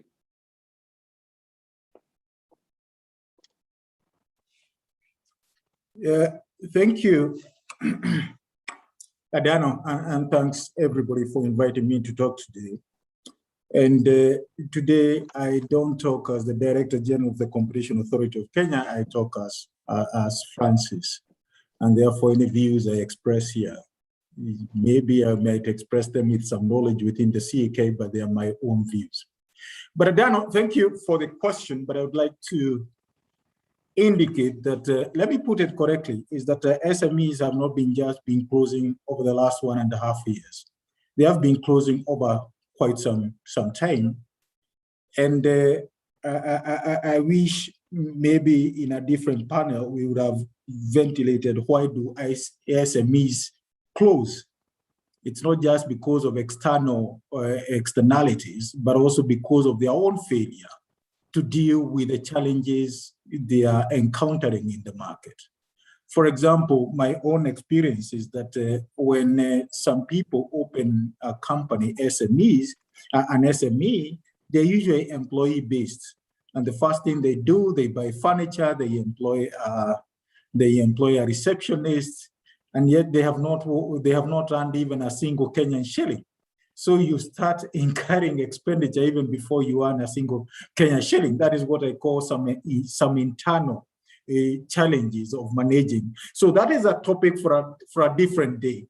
But it's true, SMEs, they have closed. I'm not a supporter of small companies. We have to support companies to become big so that they can bring up what I may call credible competition. And that has been the approach of the CAK.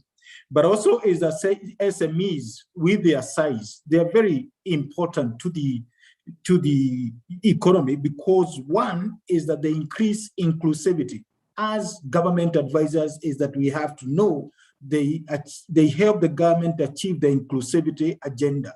When each and everybody in the country increases their welfare, is employed, that is the inclusivity agenda. Number two, as you have rightly indicated, is that they employ quite many people in the economy. In Kenya, SMEs, they employ around 25 to 100 people.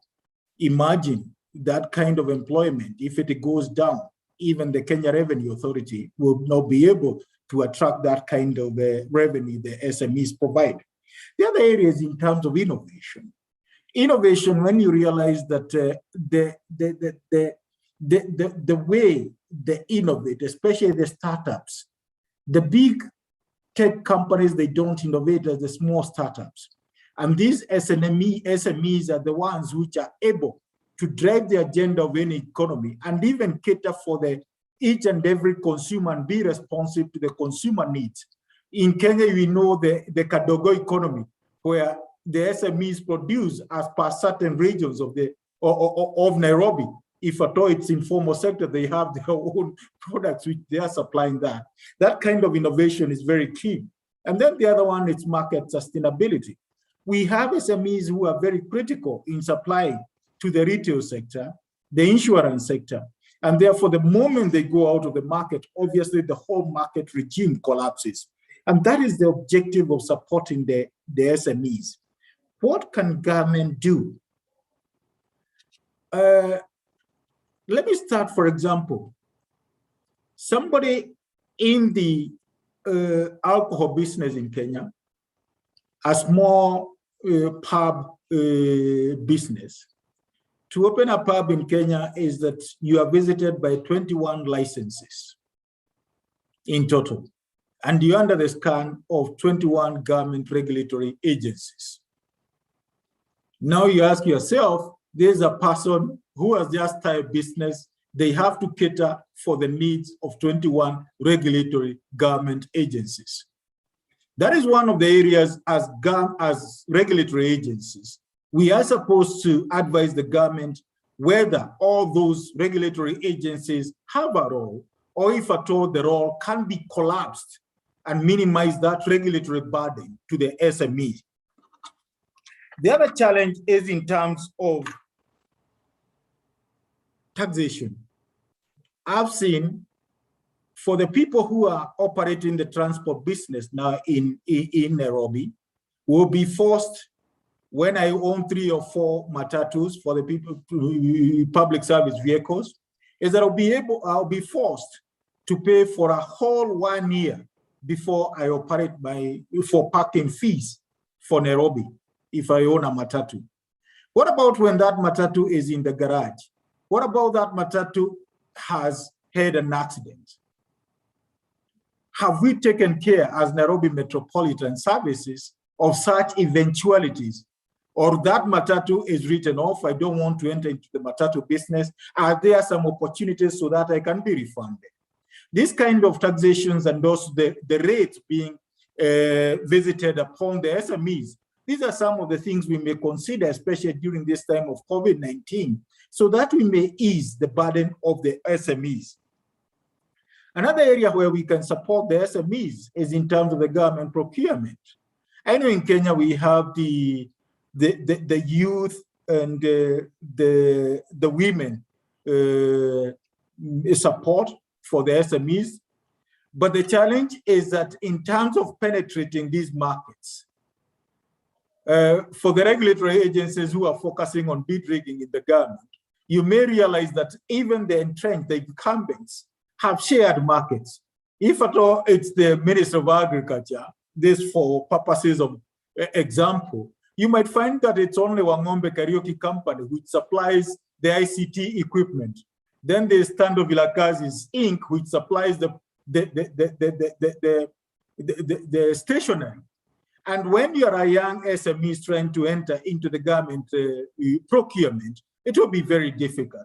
And therefore, as regulatory agencies, I'm of the opinion that we have a role to play and break this kind of market allocations and bid rigging within government to help the SMEs enter into these markets. The other area is financing and subsidies. When the government was introducing some subsidies within some certain sectors during the COVID-19, did it capture the needs of the SMEs? And how accessible are SMEs able to access the financial sector in terms of getting those finances? I know the Kenyan government has supported. You can go there with an LPO and get some funds from the bank so that you can supply. However, the challenge has been, after you supply, what is the payment period the government is taking to pay those SMEs? And you have a facility. So even in terms of delayed payments within government, is that even though I'm saying that each and everybody should be paid within a certain period, I think we can consider paying SMEs so long as they deliver goods and services, the required goods and services within a period, they be given a shorter period to be paid so that at least it can give them a boost. Let me stop there and welcome the intervention of the other colleagues. Thank you very much, Francis. And I would like to pose the same question to Harding. In your own opinion, what can competition agencies do or governments do to support recovery of SMEs, especially after COVID? Harding, to you. Thank you very much, Adano, for this question and also for the invitation from the CAK and CRED. It is indeed a pleasure to be here to participate in this symposium. And of course, I would have a disclaimer as well, that the views I express here may not necessarily reflect the views of the Competition Commission of South Africa. But I share these views, noting the huge challenges that SMEs have faced with COVID-19. So we are dealing with a very peculiar situation where COVID-19 disrupted markets, and many countries embarked on lockdowns. In South Africa, in Kenya, we have had those extended lockdowns that prevented economic activity. So we have an immediate challenge to ensure the quick recovery of this sector during this time. But at the same time, we have had a long-standing challenge of ensuring that SMEs have equitable access to markets. And we have noted, and this is also shown in the data, that I think UNCTAD has published a number of these, and OECD, that SMEs account for just over 90% of businesses in a lot of economies.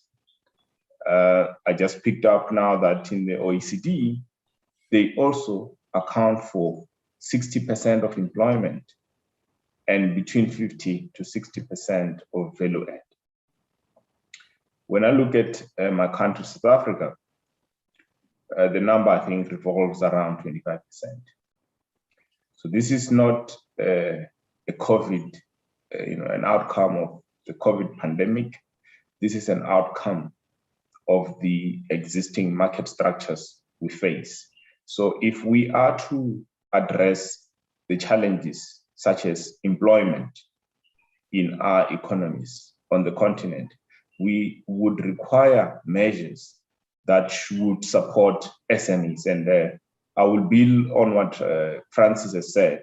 And I think he has mentioned, a lot of important interventions, which I think are cross-cutting, easing the regulatory burden, government procurement, which is a very big instrument that government has. So we are seeing a situation where, I think there are delays in payments for these SMEs. The procurement support is not as meaningful as it ought to be. But at the same time, we know that these SMEs, are more labor absorbing than these larger industries. Issues of financing and subsidies. These are all challenges that we know we face. But I will just flag two more challenges which talk to the measures that would ensure meaningful participation of these SMEs in markets. So we have to think about market penetrating strategies. There are various measures that would require private sector, the public sector. And for the private sector, we have found some very useful interventions. In South Africa, I think we had Walmart, Massmart measure, and through it, you saw the development of a supply development program. Through that program, and I think initially Massmart put out 200 million or 250 or thereabout. That program is a meaningful program where large retailers allows these SMEs to participate in the value chain. And with Massmart, Walmart, you can see the possibilities there are huge. So we expect private companies, the private sector, to play a role here. Usually when we talk about challenges to SMEs, we get, stop at what we think government should be doing.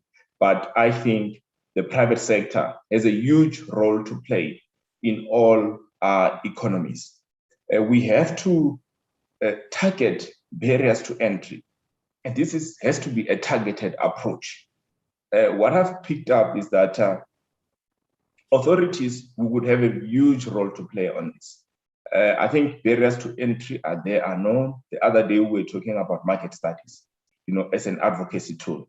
And this is what I think we can do. This is the value add we do. We bring empirical assessment, analysis of the kinds of effects that these restraints are having to the market. So, Adano, when I look at it, I think we have to think holistically, of course, addressing the immediate challenge, which is the COVID-19 pandemic. But we know that we have had these challenges for quite some time, that the penetration of SMEs has not been at the levels that it ought to be in Africa. We don't fare very well, when you compare, with other developing countries, even OECD countries. So there is a lot that we should do. And I think it's quite clear that, government has to sort of double up, the initiatives, and we will see huge improvements in markets. So thank you. Thank you very much, Harding. And I clearly hear you that there's a lot of overlap in terms of what government can do for SMEs across Africa. And I think that's a very good convergence for us to take from there. And I would like to ask David if he has any additional point to what Francis has added with regard to the Kenyan context in supporting SMEs. David. Thank you very much, Adano. It's really an honor for me to be invited to join into this session. I feel I'm among good friends, colleagues, former colleagues, and it's really an honor. The two previous speakers have really delved into what governments can do to support SMEs in various areas. And I think one area that perhaps one would really need to focus on, particularly if we look at not just governments, but perhaps competition authorities, is really to start digging into some of the facilitative roles that competition authorities need to really look at in terms of the advisory role to other branches of government. And what strikes me, and I think we have examples from South Africa as well as from Kenya and other places, is really some of the actions of sectoral regulators that impinge on the performance of SMEs. Francis did mention quite a nice wide range of things that can be done. And one particular example he gave was, of course, the whole issue of government procurement and, bid rigging within procurement activities. And I'm certainly aware that is one area that South Africa have done quite a bit of good work in terms of really unpacking some of those contracts and seeing, because what it does is it provides a fair disadvantage to small enterprises when that type of a thing happens. In the first session this morning, there was a very, very, very, very good discussion on one particular area. And this is really the whole thing of how with big data, with the kind of use of internet and that type of communication, how can government, competition authorities really start catalyzing the use of data, both at a farm level, from a production point of view, but also from kind of a consumer protection aspect. Because remember, a lot of the type of enterprises we're talking about have a dual role. They're consumers, but at the same time, they're producers. And I think that is really one area that what came out very, very clearly is that, for example, in Kenya, we have a new Data Protection Act, of which how to operationalize it and how kind of the regulator would interface with other sectoral institutions that impinge on how that act would be operationalized. So I think one area, as what I'm alluding to here, is how, in this case, competition authorities would really need to collaborate with other relevant sectoral regulators, whether we are talking of communication, whether we are talking of financing, to really look at some of the regulations, some of the activities that really are acting to the detriment of the development of small and medium enterprises. Perhaps I could stop there, but and just give an opportunity to the other panelists, and then we'll come back later. Thanks. Thank you very much, David, for those insightful thoughts about SMEs and their potential role in the economy and what government can do. And I'd like to give maybe to Tando, if he has anything to add on to what Harding has said with regard to South African context. Tando. Sure. Thank you for having me. It's great to be among such esteemed colleagues. I, a humble researcher in this context. I should give the disclaimer as well that I speak in my personal capacity and not that of CRED or the Competition Tribunal, just so that that's quite clear, and also to follow the trend. Just on the subject of the role of competition authorities broadly, especially in this kind of economic recovery context, I think it's an exciting time to be a regulator of any form in any economy right now, and especially in a developing economy, because I think the window and policy space has to some extent opened up for more bold, novel interventions on the part of different regulators, including competition agencies, in trying to drive inclusion, remove restrictions to participation in economies, etc. I think that the battle has been won in terms of whether authorities should be boxed in terms of being implementers of a legal statute without consideration for broader inclusion and kind of poverty and economic development concerns in the economies in which they operate. And I think there's some great case studies in the region in that context.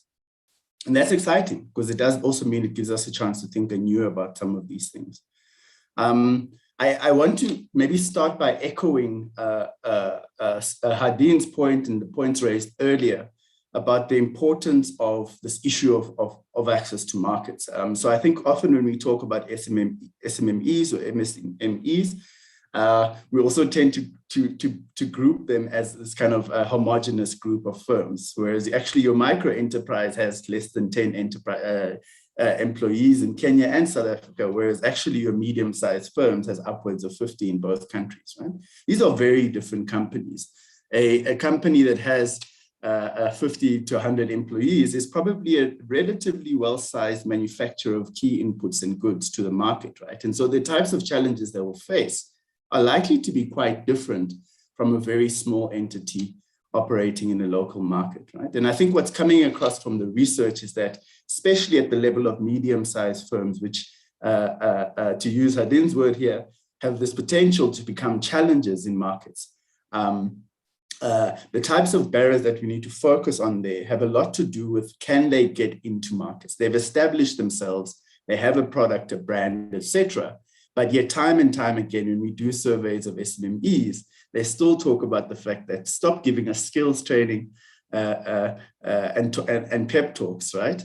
Open up markets, right? Right through from the private sector markets and value chains, but also opening up inclusion in terms of state procurement and actually structuring things like tenders so that they don't skew towards large entrenched firms, right? There should be competition even in those markets, right? I mean, in terms of digital markets, Rena was telling us yesterday in her presentation that sometimes for firms to be able to access or list on some platforms, they'll be charged a fee of up to 30% in some instances, right? Whereas some countries have suppressed that and set regulations around that. This is the type of thing that seems very small, but can have a very big impact on a small or medium-sized business. And so these are the types of things that I think competition agencies are certainly well positioned to contribute to society on, even beyond kind of dealing with complaints and cases in the ordinary course. I think an important caution here, right, especially dealing with developing countries, is that some medium-sized firms and even some small-sized firms in localized areas and markets can themselves be offenders, and it's important to remain critical and vigilant about that, right? If you remember, Hadin, the glass cartel in South Africa, if you think about it, because it was localized, although part of a wider national arrangement, the people that were meeting were 3 or 4 localized, medium-sized firms colluding to fix the prices in different provincial markets, right? And so we shouldn't forget that, even as we seek to support that. And I think it's important to be vigilant.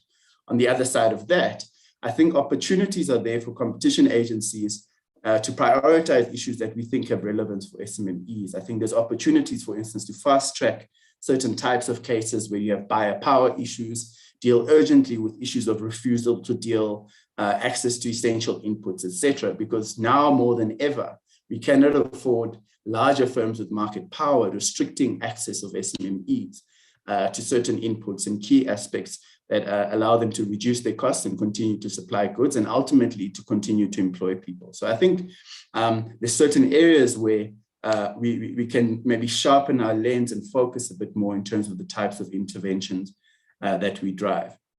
Lastly, maybe just to echo an earlier point before I hand back, is that competition agencies absolutely, as David has said, don't operate in isolation. And this is an absolutely critical thing to recognize, right? I think that often in some of our countries, they've actually become very well-established, influential organizations, state institutions in their societies. And I think Kenya and South Africa are very good examples of this, Zambia, etc., right?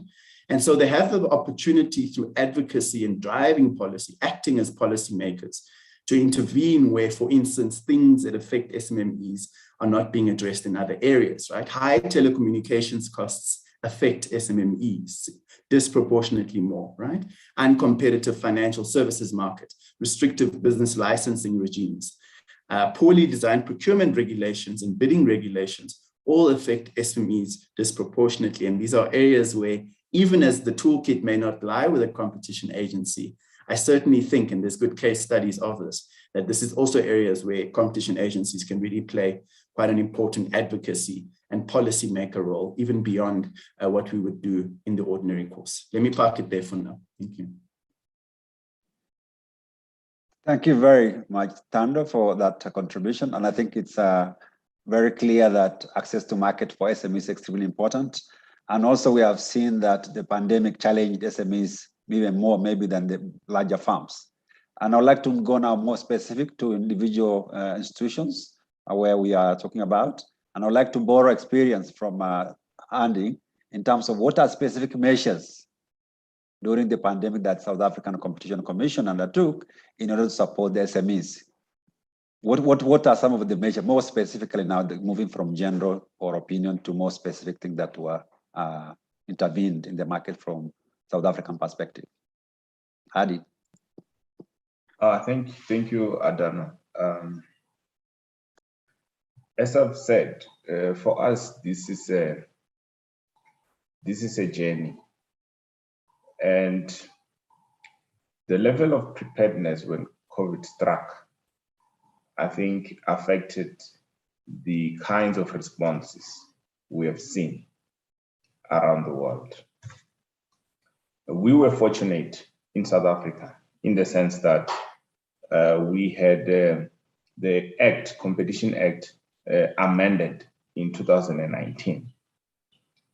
It introduced, issues of, buyer power, price discrimination, focused on SMEs. It strengthened market inquiries. But those instruments have assisted, I suppose, in educating businesses on what not to do, not to engage in unfair practices that restrain, small buyers or small sellers in the market. What were the meaningful interventions were an outcome of work that happened in prior years. So the main one is the grocery retail market inquiry. We implemented these recommendations during the pandemic, but the inquiry had taken over 5 years. Main recommendations were to improve access to shopping centers. There were these huge exclusivity problems. Even with the pandemic, we couldn't resolve that. We were not going to resolve that issue immediately. Fortunately, that issue was unearthed with the inquiry, and we used the agency of the pandemic to address those problems. And we had major retailers agreeing to waive those exclusivities, which I think ShopRite and Pick n Pay, agreed to consent orders, which opened up space. And we have said immediately, open space for SMEs. You can waive, the rest can be waived, I think they've said, in 5 years' time or so. But there was an agreement that will open up space immediately for SMEs. That's an intervention that we had before. We were working on an intervention on automotive components market, and particularly the aftermarket market, market for repairs and servicing of vehicles. That became our focal point during the pandemic. We fast-tracked that project, and it culminated into guidelines. So these guidelines that we have passed are guidelines that require the large OEM firms to open up space for SMEs in particular. So this is with respect to the ability to service vehicles, the ability to also use non-OEM parts without voiding warranties. You know that in the automotive space, that's a big challenge. In warranty work, or a cars covered under warranty are not accessible for outsiders. We are trying to open that. We launched the the online intermediation market inquiry. I think looking at the issues that Thando just mentioned, that Rina had raised in the online space, particularly e-commerce, access to those platforms. That because we are in a pandemic, that helped shape these kind of inquiries. So the inquiry would be looking at issues of e-commerce, the app stores, and many of those kinds of terms and conditions that apply in those spaces. So you have it's a very, very difficult question to answer this, to sort of, do we take credit of the measures we took as something that we would have if we were not ready for this? Or did the pandemic find us in a good space? Which is a lesson for us and for me as a person, that each time competition authorities should always be looking ahead, beyond the immediate period. Plan for the unknown. Always, revive and relook at the law and practices, reflect on the decisions that we take on a daily basis. In fact, we benefited a lot on these power issues from what Kenya had adopted earlier. This is something that we were grappling with in South Africa. Can we have power issues in a competition law? There were a lot of debates around it.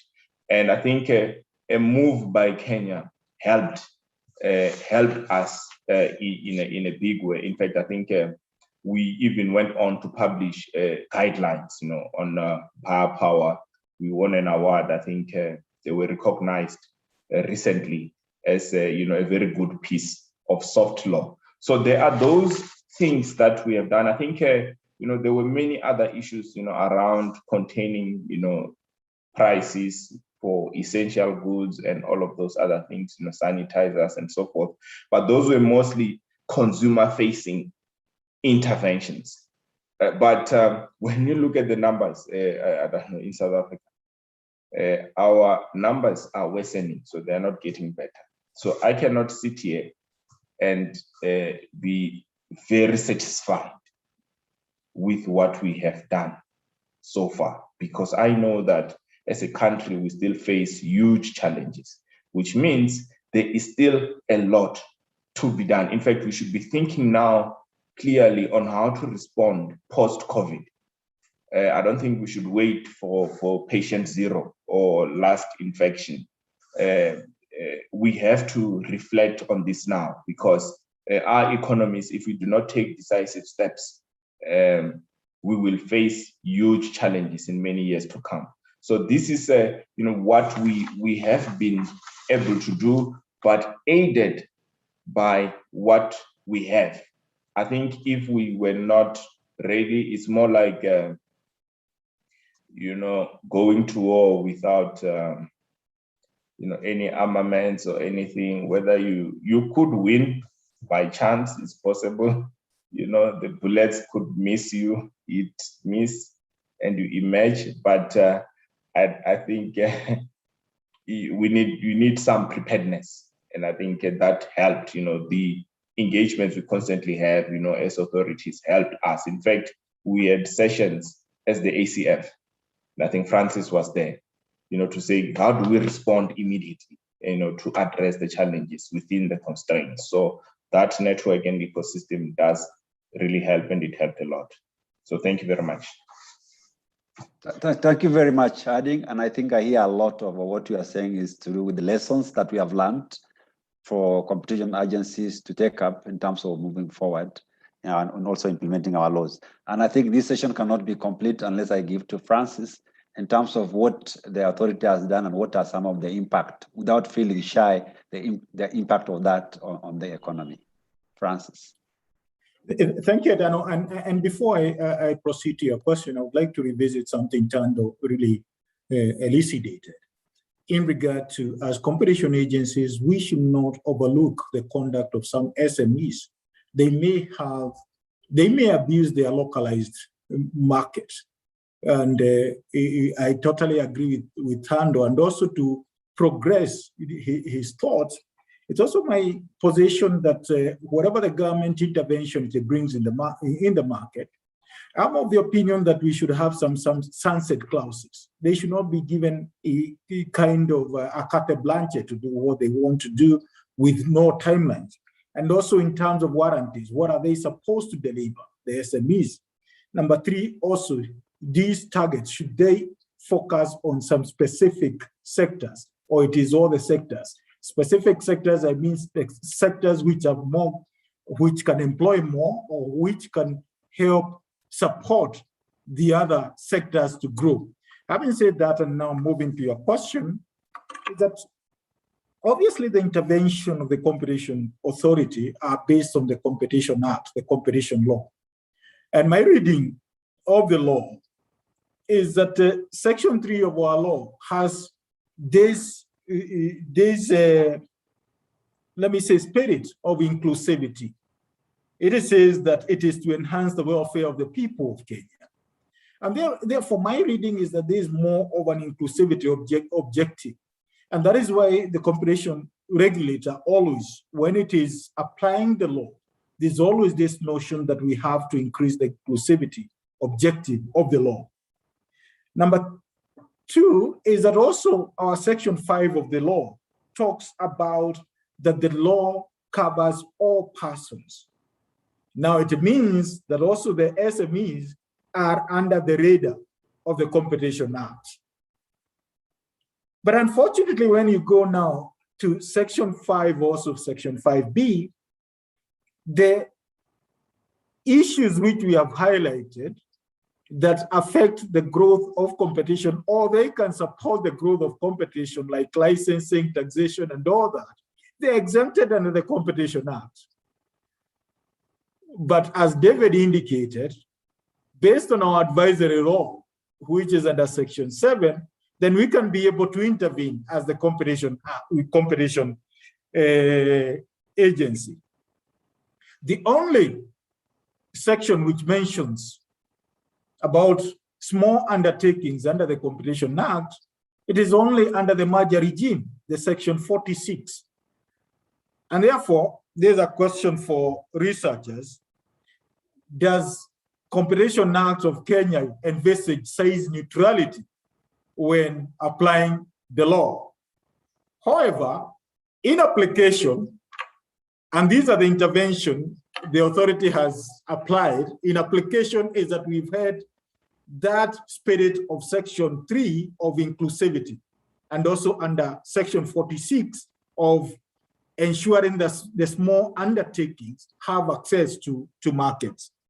And we have, I can collapse our intervention into 3 areas. That is reducing the regulatory burden, 2, minimizing the transaction costs, 3 is support the sustainability of the SMEs. How have we done this? Reducing the regulatory burden. 1 is we do the market inquiries. And when we conduct the market inquiries, we identify the regulatory obstacles affecting the entry of SMEs in some sectors. I'll give you an example. The market inquiry on the tea sector, where the incumbent had to give consent for anybody trying to enter into processing of tea or growing of tea. SMEs, small SMEs who wanted to enter and process specialty tea, purple tea, they couldn't enter. But after we conducted the inquiry, is that we had to liaise with the sector regulator and open up the sector for the SMEs. And we saw 4 SMEs entered the market. They have employed 250 people. The earnings from the purple tea, it's 6 times much better than the traditional tea. That's how the agency has focused on that sector. The other area is offering free advisory opinions to the SMEs. 1, if they seek our opinion in terms of a competition issue, we don't charge them anything. And number 2 is that we ensure that we respond to them within 7 days. That is a way of, reducing the regulatory burden. And also, number 2, in terms of the mergers, is that when small farms want to merge, is that they just need to, we have created merger thresholds, they just need to inform us, or if at all one is captured with another big acquirer, is that we fast track and we clear them within 14 days. That is one of the ways of ensuring that SMEs, they create credible competitors in the market. Another area, and you may recall, it's the special compliance program, where we gave SMEs some period. I'm a Catholic in denomination, to repent. And we told them that we have given you a period, come to us with your articles of association. Let's look at those articles of association, and then we make those articles of association aligned to the competition law. And we did this free of charge. We did not penalize them. These are some of the interventions we brought on board. In terms of minimizing transaction costs, I've talked about merger threshold guidelines, merger fees. In total, we have saved them 1 billion Kenya shillings because they don't pay. And if at all we followed the letter to the law to the letter, we could have raised as an agency Kenya shillings 1 billion. And this is one of the ways of supporting SMEs to become credible competitors. Block exemptions. Hadin has mentioned about the rules they brought on board during the COVID-19. We have developed block exemptions of some certain sectors based on the market shares. And we are focusing on SMEs, how they can be able to bring themselves up again after post-COVID-19. The other area we are focused on is bringing in regulatory framework, which is supporting the growth of SMEs, specific regulatory framework, the leasing framework. We have interacted with our Minister of Finance, the National Treasury. We are developing a leasing framework, which will be supporting the SMEs to lease some some equipment rather than buying, if at all it's in the health sector. If a small hospital cannot be able to buy an oncology machine, where can they lease? Currently in Kenya, we don't have that kind of arrangement. And this is one of the interventions we are really pushing for. Not to mention, now in terms of supporting the sustainability, as I've indicated, is abuse of buyer provisions, which we shared and supported the development of such provisions in South Africa. Previously, 2 supermarkets had gone down in Kenya. They had collapsed, and they collapsed with the suppliers' money, who are generally small, medium enterprises. With the provisions of abuse of buyer provisions, which came after the retail sector study, we were able to salvage 3 billion cash shillings, which went to the SMEs. We were able to salvage their money, which could have gone down with the retail sector, with the retail farm, which went under the taskers just the other day. And then the continuous enforcement of the provisions, we have seen even the support. It is supporting the motor vehicle SMEs in the insurance sector who offer the services of motor vehicle inspection, where they have not been paid by the insurance companies. And we have been able to support them by them reclaiming about 700 million shillings, which the insurance companies had owed them. If these monies had not been paid, these companies would have gone down. In terms of also under the enforcement, mentioning mergers, the Coca-Cola merger, which we analyzed the other day, is that we gave conditions that Coca-Cola, the farm, has to offer space for SMEs in their fridges. These are some of the interventions we have indicated.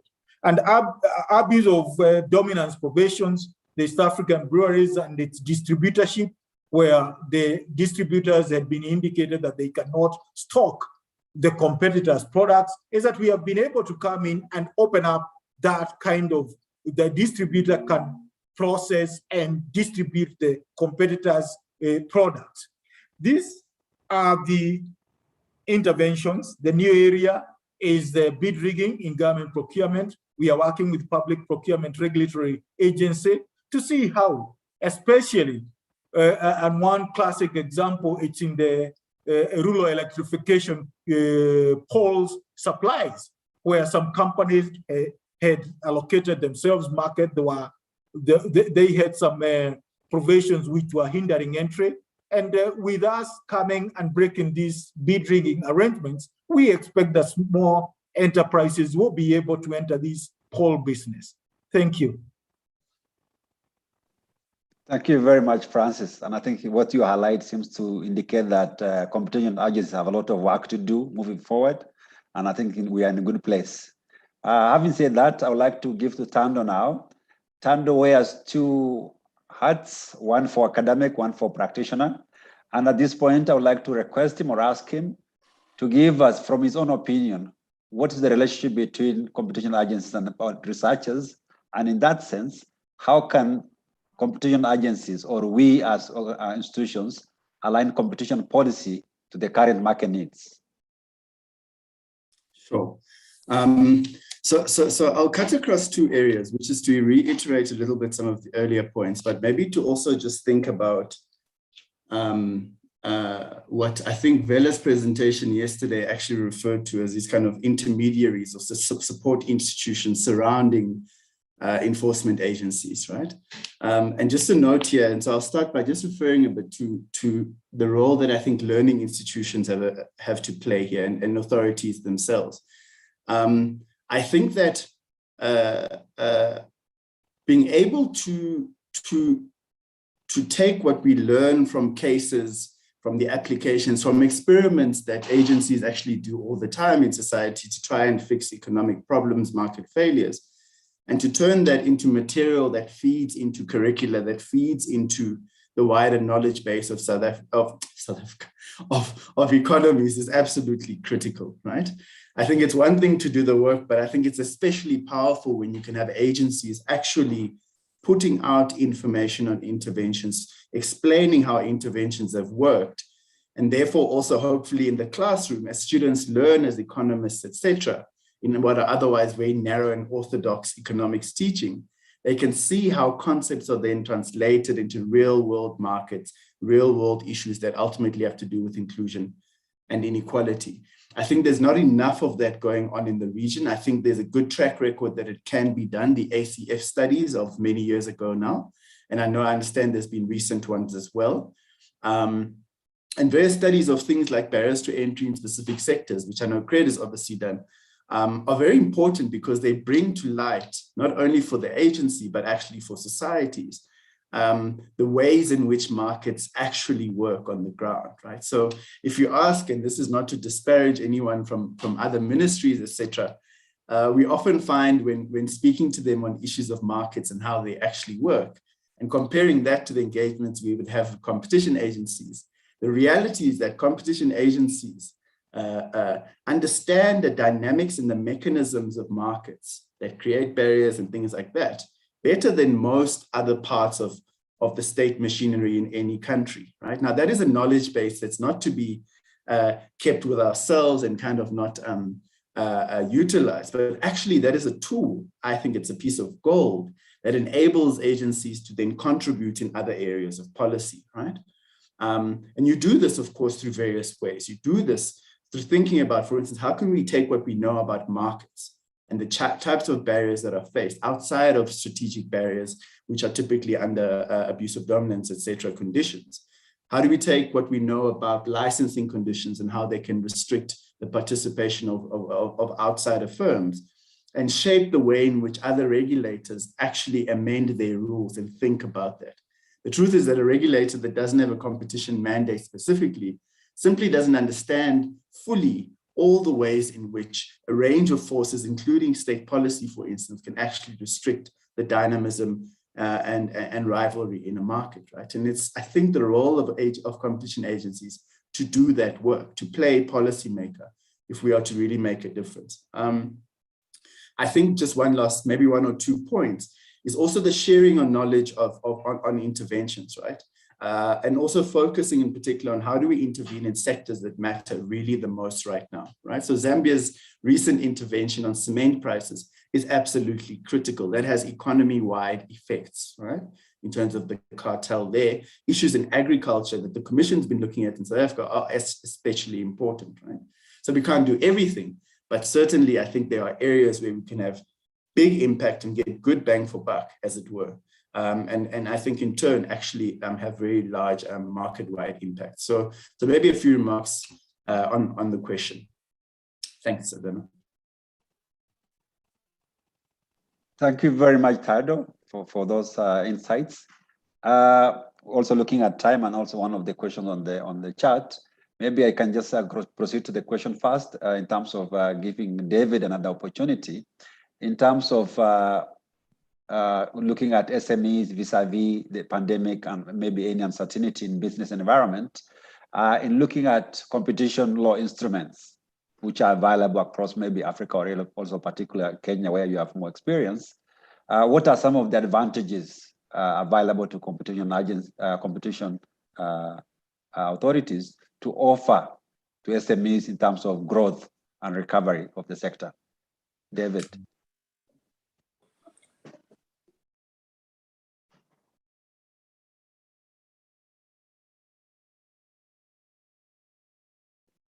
David, you unmute. Yeah. Yes. Yeah. Okay. Thank you. Thanks, Adano. I think what you're asking is basically how would small and medium enterprises take advantage of opportunities that are there that would help them to grow? And I think there are various ways. One, if we really look at what makes farms grow, and one would imagine it's really the dynamic advantages that farms have that make them grow. And one is really looking at what do the bigger successful farms, what have they been doing that makes them grow. Obviously, they take advantage of specialized skills, access to better technology, inputs and markets, that range of things. And the question there is what and how can they take advantage of those opportunities?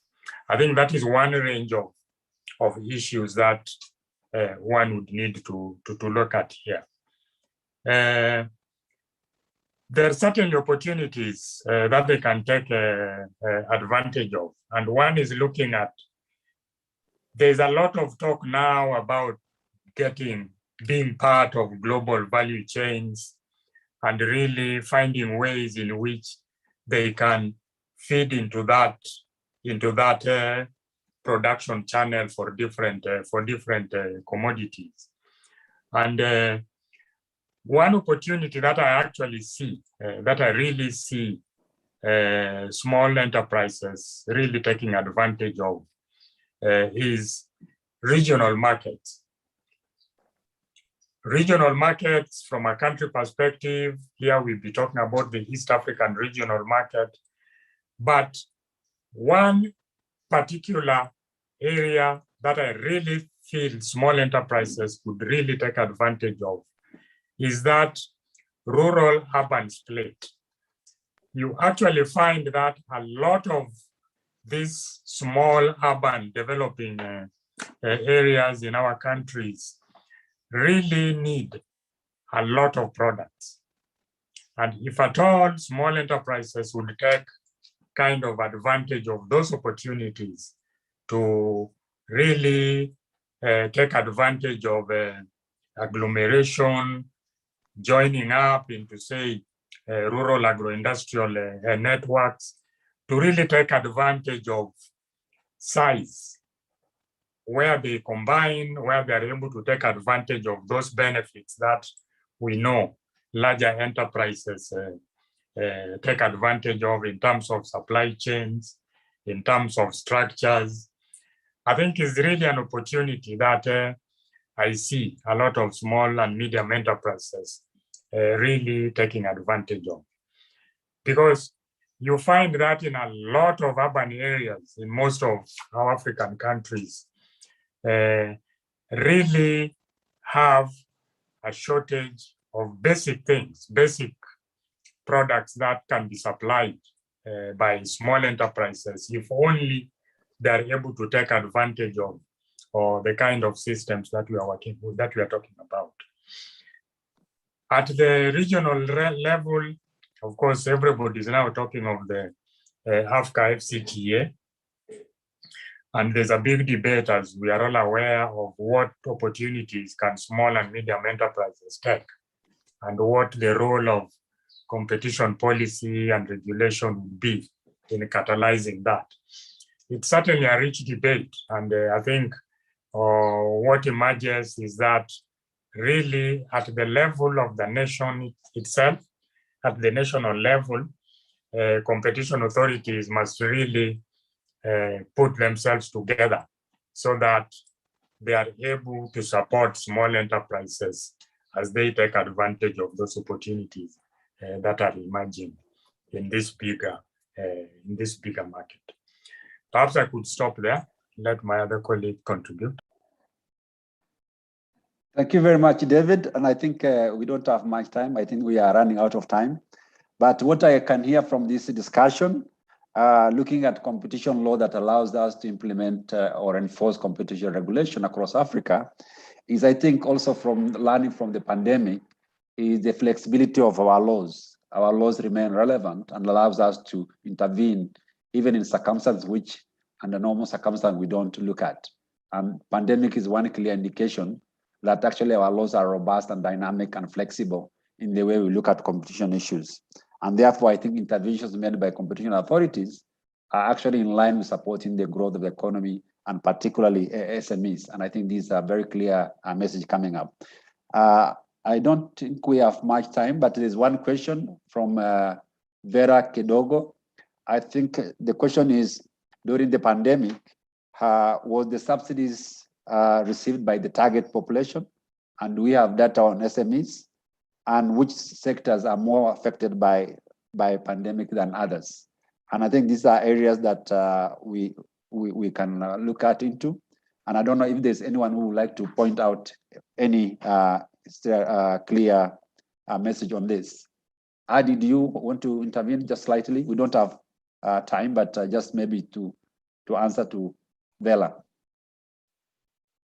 No, thank you very much. I think what we picked up in the nature of the pandemic that we faced, it's a pandemic that restricted the movement of people.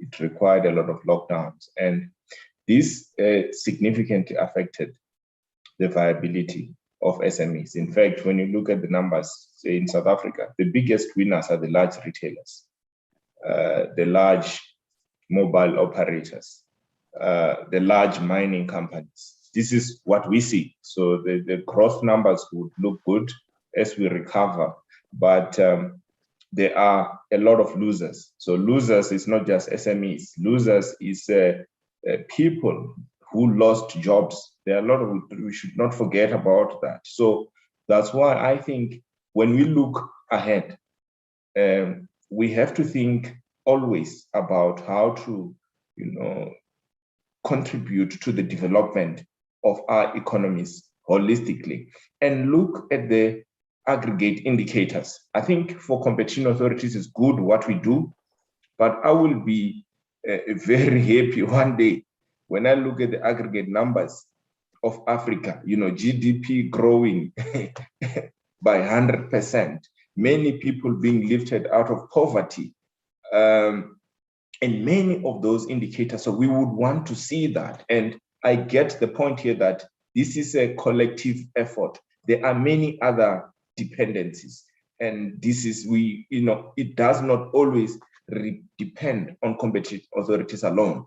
Other players in the regulatory space, policymakers have a role to play. I will leave it there. I think we just don't have much time, but really thank you very much for the opportunity. Thank you very much to all of you. And I really appreciate your contribution and also your input and for your time. And this makes our SME sector, I think, more vibrant in future. And I think that's the direction we want to take as competition agencies. Thank you very much, Thando. Thank you very much, Ading. Thank you very much, David and Francis, for contributing to these sections. Thank you very much. And I think we don't have time and we move to the next section. And at this point, I would like to invite Daniel Ogola to moderate the next section for us. Thank you very much, panel, and thank you very much, participants. And have a good afternoon.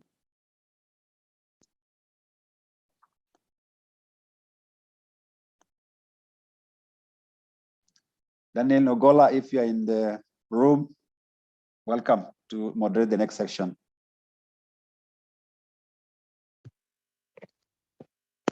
Thank you, Dr. Roba. Welcome, ladies and gentlemen, to session 4 of this afternoon's presentation. My name is Daniel Ogola, the sitting chair of the Competition Tribunal. I will be your moderator this afternoon. We are discussing a decade of competition regulation in Kenya, milestones and lessons. And with us, we have 4 very able presenters. We will have a keynote address by Mr. Wangombe Kariuki, the Director General of the Competition Authority of Kenya. We'll have presentations by Vela Kedogo and Gideon Mokaya on a decade of building capacity and enforcement of competition law by Competition Authority, lessons for young competition agencies in developing countries. We will have a presentation by Ninette Morania on impact assessment and comparative insights of 10 years of Kenya's competition agency.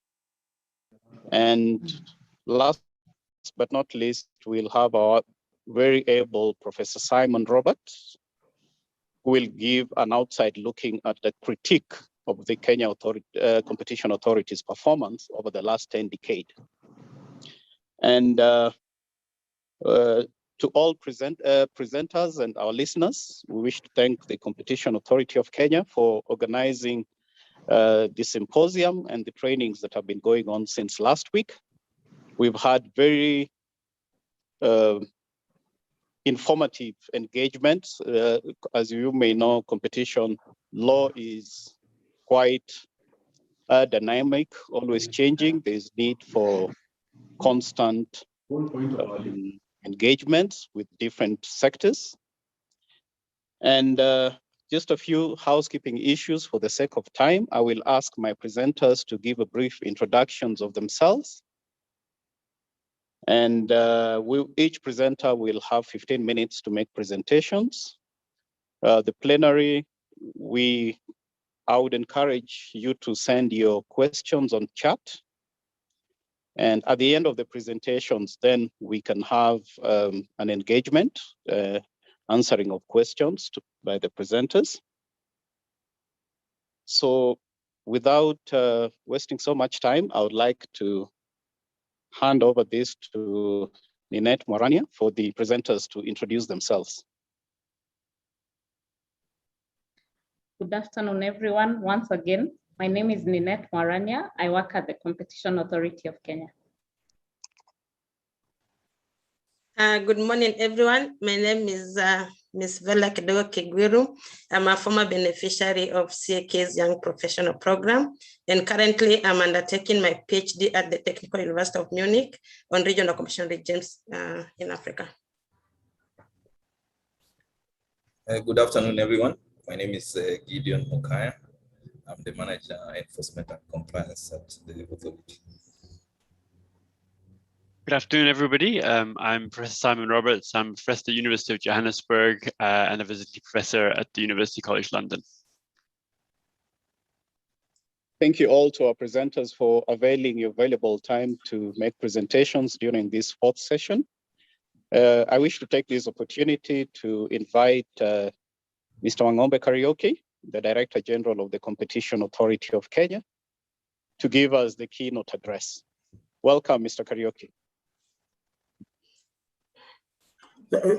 Thank you, Daniel, and it's a pleasure meeting you for the first time virtually, but I have been following your work at the Competition Tribunal, and I would like to appreciate the work you're doing there. And also to appreciate my fellow panelists, and I would like to call them my auditors, because today is that I'm going to tell the story in regard to where we have come from, whether we have met the aspirations of the Kenyans and the parliamentarians when they were according us the powers under the Competition Act.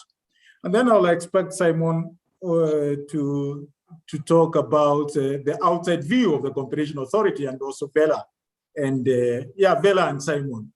So let me say, in this session, I'm talking as the Director General, not as Francis Kariuki. The previous session, I was talking of Francis Kariuki. Today, I'm talking as Wangombe Kariuki, the Director General. And I would like to tell the story of where we started, especially the aspirations of the economic recovery strategy, which envisaged and elucidated the need of having a competition authority in Kenya. Number two is that I'll look at the object of the act, whether the competition authority in its enforcement activities has achieved the mandate donated to it under the Competition Act. Then number three is that I'll look at the International Competition Network Practice Manual, whether the Competition Authority of Kenya has adhered to that internationally recognized practice manual. And then to conclude, I'm going to share my lessons as a DG, as the captain of this ship, in regard to the lessons I've learned. In terms of the aspirations of the company of the economic recovery strategy, and this strategy, you can go to specific chapter 4, paragraph 6. It had the vision of creating an independent, well-resourced, and an agency which can coordinate well with other sector regulators. And if at all I look at the independence, I can say we have the independence which was envisaged under the economic recovery strategy. And the kind of independence which was envisaged is in terms of appointment of the board, which is the members are nominated by the minister and vetted and approved by parliament. And the minister has gone further to even call for competitive nomination of members. So applications are sent out, people apply, they're interviewed, and then they are vetted by parliament. The DG's appointment also, it's the ambit of the board, and then the board forwards through the minister the name of the DG to parliament for vetting and approval. So what comes out clearly is in terms of the appointment, the board is quite independent as envisaged under the Act.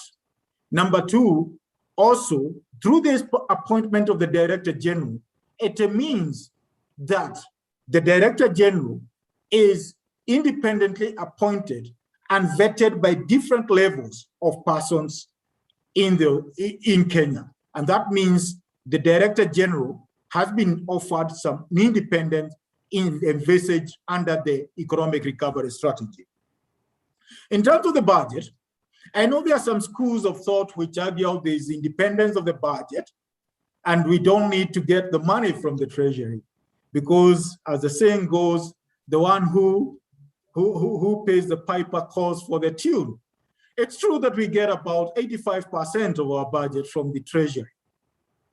However, is that how I view and how the authority has approached this for the 10 years we have been in existence is that we are part and parcel of the bigger government machinery. And we have to work hand in hand in terms of supporting the government agenda. We have to align our priorities based on the economic development agenda, so that at least we can be given that money, we can be allocated the budget. However, what happens is that when we are taking a decision regarding any case, if at all it's a merger, if at all it's an investigations, the minister has no role, nor does the government has any role. So functional independence is what is necessary. And this relates very well in terms of also America. DOJ, FTC, when the president is changed, the chairman leaves because that chairman has to push the agenda of the government, but there's functional independence in terms of achieving that economic agenda of the government. I can say, as Evan said, the authority is well resourced.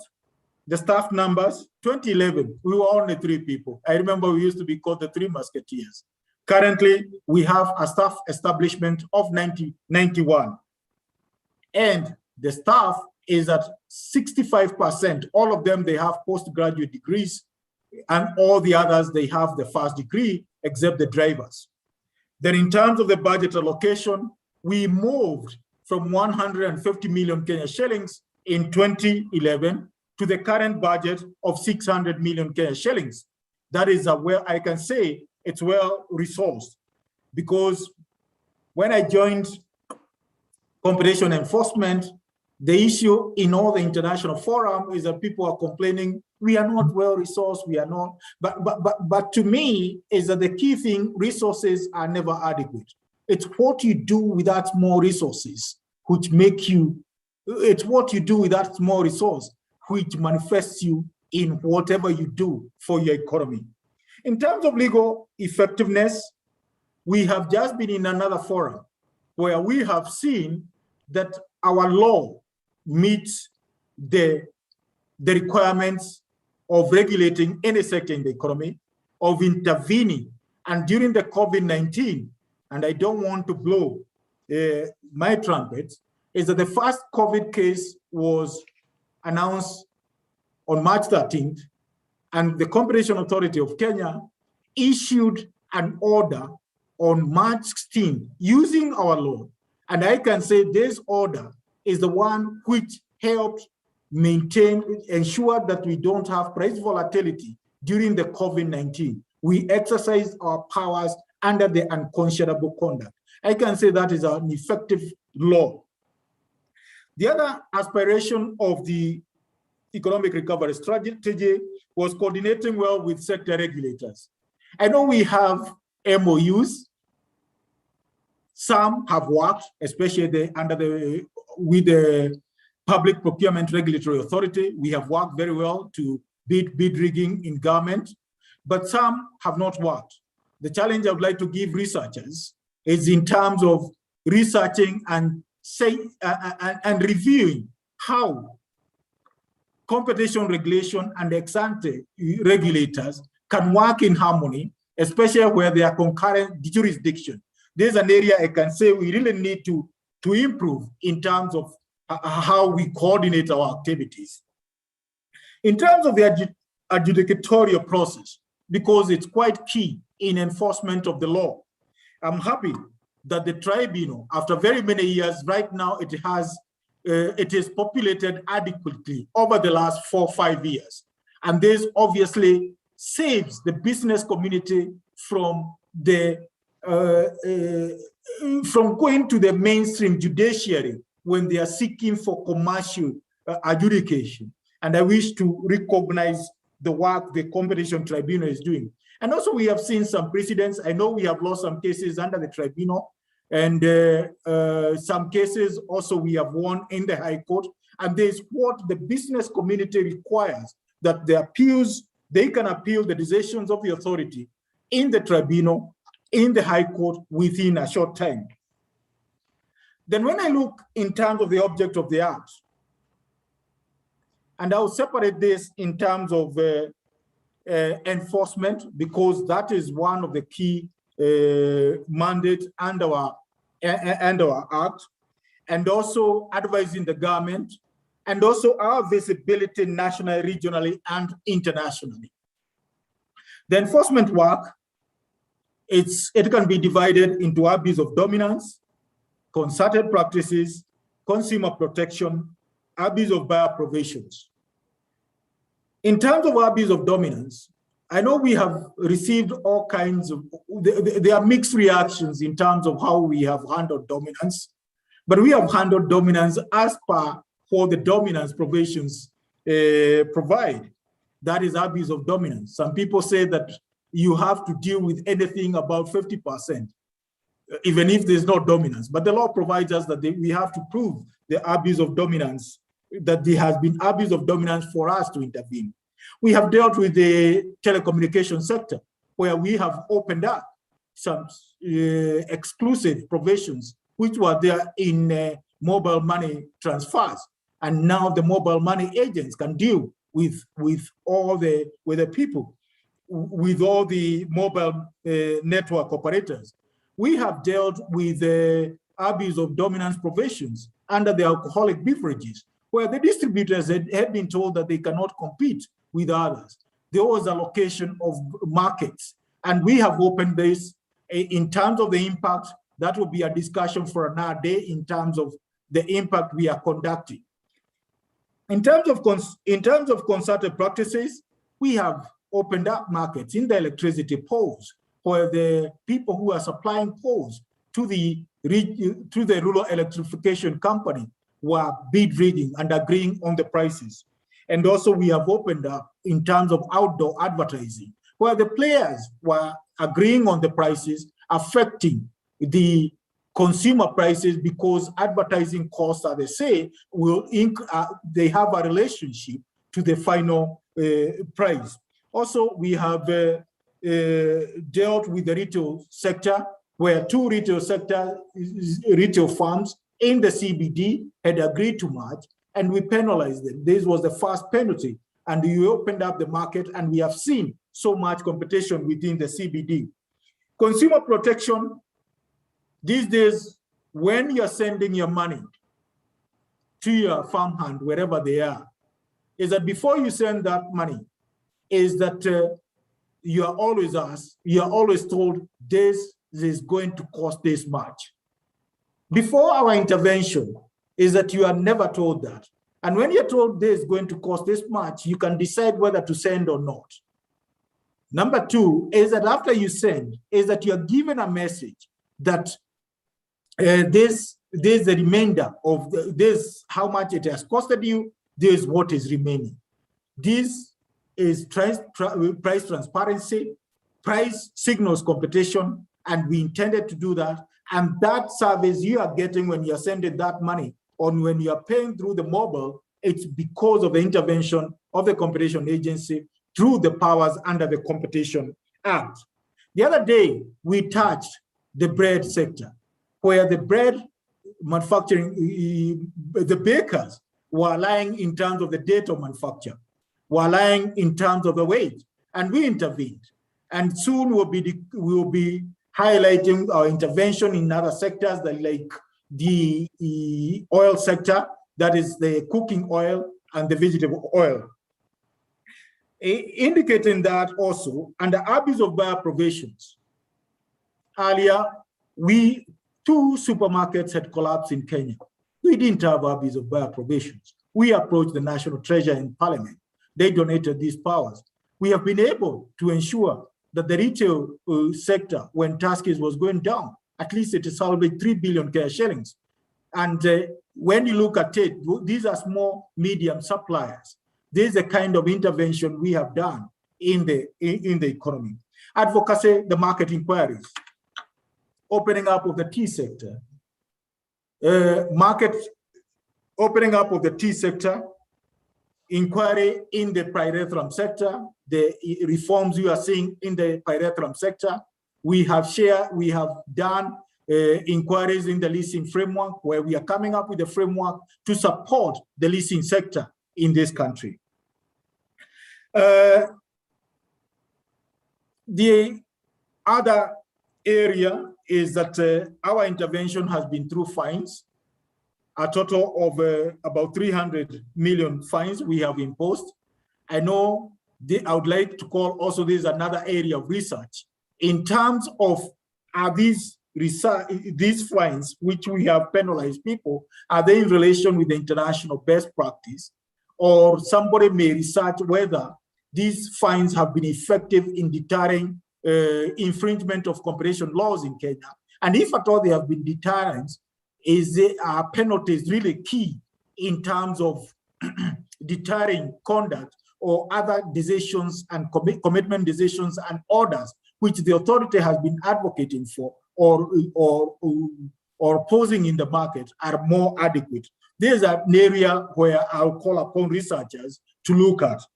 And we have issued several orders, as I've talked about, orders including settlements and also commitment decisions, including the USSD, where we told the mobile network operators to reduce the prices from 10 shillings to 1, so that at least the transfer of money in Kenya can be supported through the mobile networks.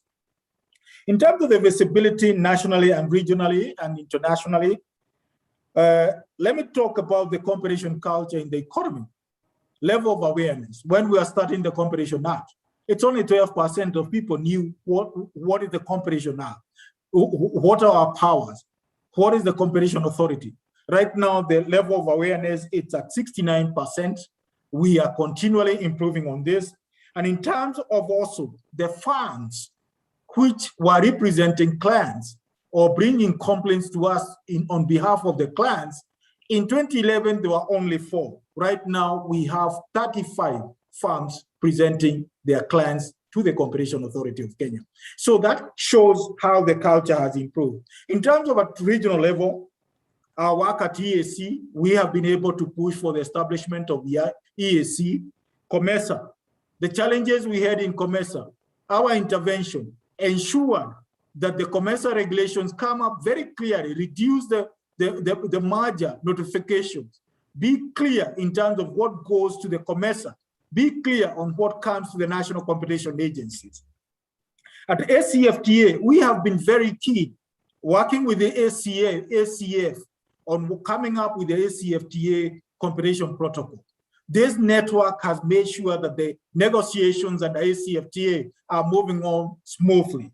Under the ICN International Competition Network, we have contributed to the development of various products, and we have gained from those products.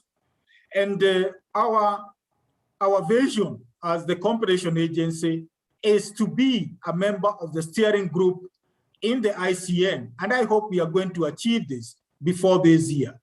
Under the OECD is that we have contributed in terms of informing the products. And under the World Bank Group, we have contributed in developing the World Bank Development Report, the Data for Better Lives, in this publication for 2021. There's a visibility where the law has told us to be visible. In terms of the practice manual, I want to move very quickly. Mr. DG, thank you for that. You have 1 minute. This was a keynote address. We are almost half an hour into time. Sorry. If you could kindly summarize your presentation. Yeah, in terms of the practice manual, which talks about the strategic plan and prioritization, effective project delivery, knowledge management, quality and effectiveness of HR. This one, I'll leave it to the peer reviewers to say that whether we have met the ICN practice manual. But I'll not go without sharing the lessons I've learned over these 10 years I've been at the helm. The lessons is that political pressure and lobbying will always be there. How you deal with this is that you have to counter it with well-informed decisions. Research is key, and also be consistent in decisions you undertake. Transparency and predictability. Publish your decisions. Number 3 is that the most effective and efficient way of creating awareness is working with the press and also bringing in the social media. The other lessons I've learned is focus on scope, quick and impactful investigations. And also the remedies should be swift. The COVID-19 intervention with the retail sector is that they show that the authority is very keen and we didn't have price volatility. And the other one is let's identify and create a network of champions and allies within the government and international. And the other key thing, have professional and skilled staff. Those are my lessons, and those have been my milestones. Thank you very much. Thank you very much, Mr. Wangombe Kariuki, for that very informative keynote address to this session. We thank you and your team for the work you're doing at Competition Authority of Kenya. And it's surprising that you are one of the very few government officers who claims to be adequately funded. We know funding is one key issue for many government bodies, and it's great to know that your authority is not amongst the crybabies, so to speak, when finances are concerned. Thank you very much for your lessons, which you have shared with us over the last 10 years. And as a tribunal, we look forward to working with the authority more closely in terms of partnerships while maintaining our independence so that we are not seen to be going in bed together. But we appreciate the work you and your team are doing, and we wish you all the best as we move to the next decade.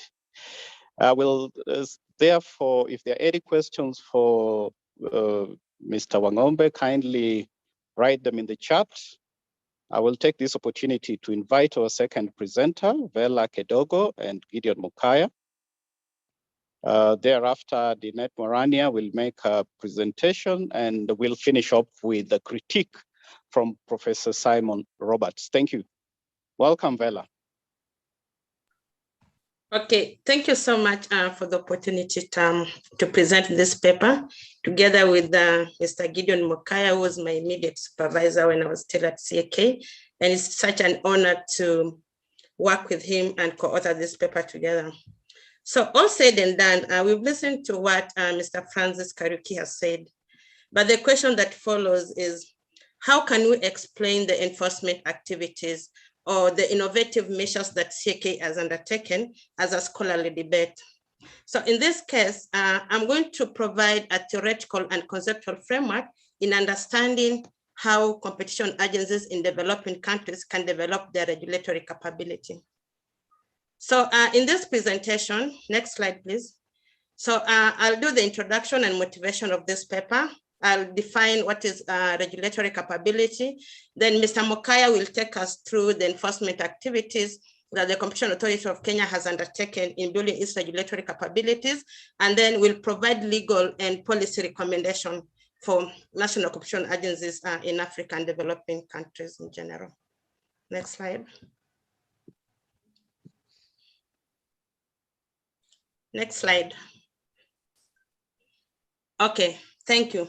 So the motivation of this paper is built on the realization that scholarly work has emphasized the need for competition agencies in Africa and developing countries to adopt competition laws that reflect the goals of these regimes. In this aspect, it has been argued that competition agencies should focus on the harms that harm them most and also reflect the social, economic, political, and historical context of markets. And therefore, we push for an argument that emphasizes that national competition agencies in African developing countries can learn from the experiences of well-established competition agencies in the region. And therefore, to answer this research question and to explore our argument further, we focus on the Competition Authority of Kenya. Whereas the Competition Authority of Kenya has been in existence for 10 years, we recognize that the enforcement of competition law in Kenya began way back in 1989.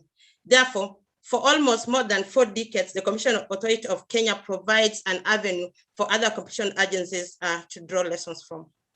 Next slide, please. So what is regulatory capability?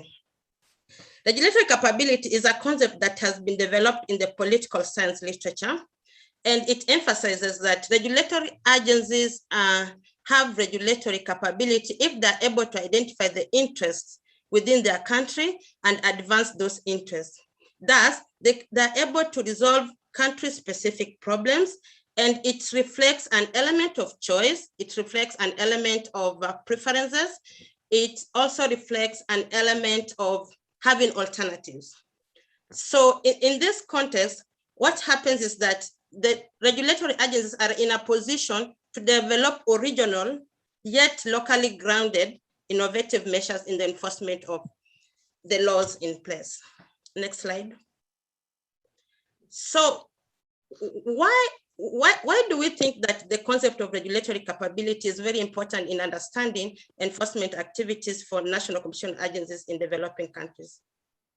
One, while Karuki has insisted that CAK has adequate resources, that was not the position some years back.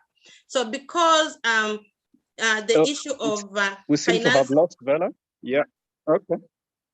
Vela, please go ahead. Okay, thank you.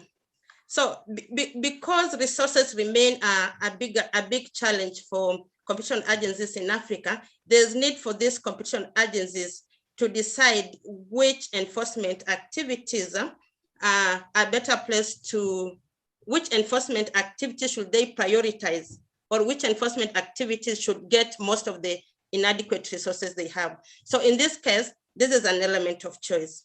And also the fact that the adoption of competition laws, which happened mainly in the 1990s, was externally influenced.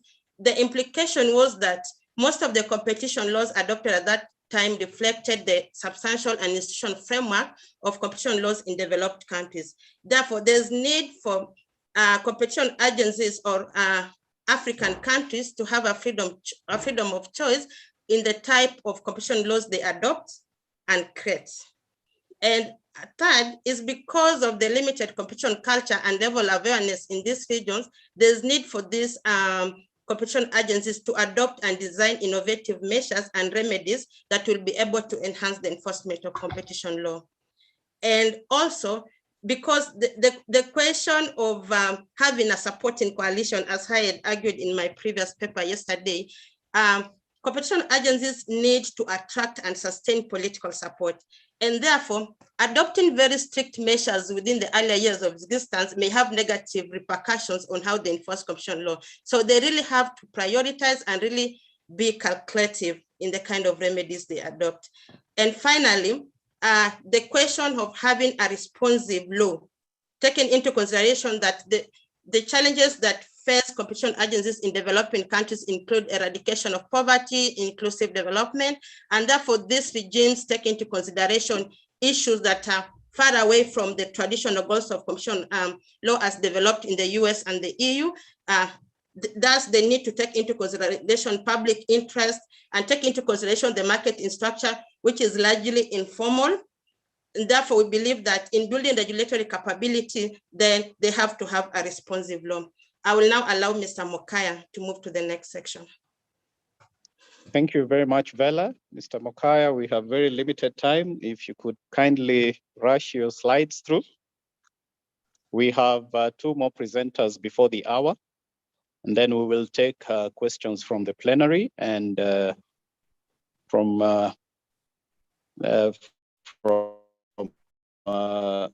moderator as well. Thank you, Ogola. So I want to quickly move through this, the regulatory capability parameters which CAK has undertaken. One of the key things that comes out of this conversation is that initially there were capacity issues as well as limited competition culture in Kenya. And of course, this goes well with regard to competition law awareness. It was very, very low. And so some of the issues which we want to just peruse through in terms of CAK's experiences include that limited resources and building capacity. One of the things that the authority introduced is the Young Professionals Program and the internships. And essentially these 2 programs enable us to provide a continuous pool of people championing competition in the society.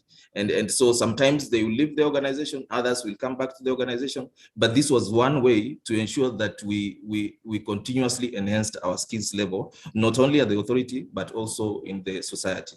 In terms of competition law awareness and stakeholder engagement, a lot has been talked about this in the previous session, so I want to put a lot of emphasis on this. But I think what is key here is that in terms of collaborations with sector regulators, it has assisted us to achieve certain areas of our mandate. And key of those is that we have been able to ensure that we utilize less resources. Because when we collaborate with other agencies, we are able to investigate cases which otherwise would have been investigated with both agencies. But because we are collaborating, that collaboration reduces the time of the investigations and the resources that are required. In terms of the competition culture, I think DG has indicated that there was a special compliance program within the authority. What I would want to add is that in terms of the resources that will have gone into those investigations. The investigations did not take place because of this compliance program, and the associations were able to comply. And so we were able to resolve or save on costs in terms of the amounts that we have spent on the investigation processes. We also talking about the competition culture is also about aligning our tools to the market dynamics. We've revised our guidelines continuously from 2014 up to currently. And of course, this is to align ourselves to the emerging issues in the society. I'll also jump the next part, because I think in terms of sector prioritization, I think that has been mentioned. In terms of amending the Competition Act and developing of supporting instruments, one of the key things I would like to mention is that we were also reacting to the arising needs in terms of the investigation and enforcement capacity. And as you can see there, the 2016 amendments, especially on the penalties, was to create a threshold for us to penalize parties in terms of those who have violated. And we also introduced a section to initiate investigations for consumer protection mandate. And I think these were challenges which we had previously, and therefore they were amended through the Act. Let me move quickly to the next part. 1 minute, Mr. Mokaya. Let me move straight to the experiences and the recommendations. In terms of the sector prioritization, I think one of the things we've learned is that we need to prioritize our activities based on the government policies. And we can only get support from the government in terms of funding if we continuously align our prioritization to the sectors that that the government wants us to support. Then the other thing we have also learned is that collaborating with sector regulators is important for effective enforcement. There are two things which come here in terms of information exchange and concurrent jurisdiction. And as I've mentioned before, it is important that when we do this, we reduce the number of resources we will utilize on this kind of collaborations. And then secondly, we are able to avoid a scenario where there are multiple investigations touching on the same thing. Then the other thing is about innovative measures geared towards addressing country-specific problems, and I think I've mentioned the special compliance process. I also want to mention the compliance programs which are rolled out after we make decisions, so that the companies are able to sensitize their employees on what is required, what are the do's and don'ts in terms of the Competition Act. Then finally, there is also an element about continuous upgrading of staff skills. I think there are so many emerging issues right now. I think one of the key things is about the rise of digital giants. Over the COVID period, we've had the issues of applications coming up, and the usage has been quite high. And so it is important for us to continuously upgrade our staff skills in order to meet the emerging demands. Finally, there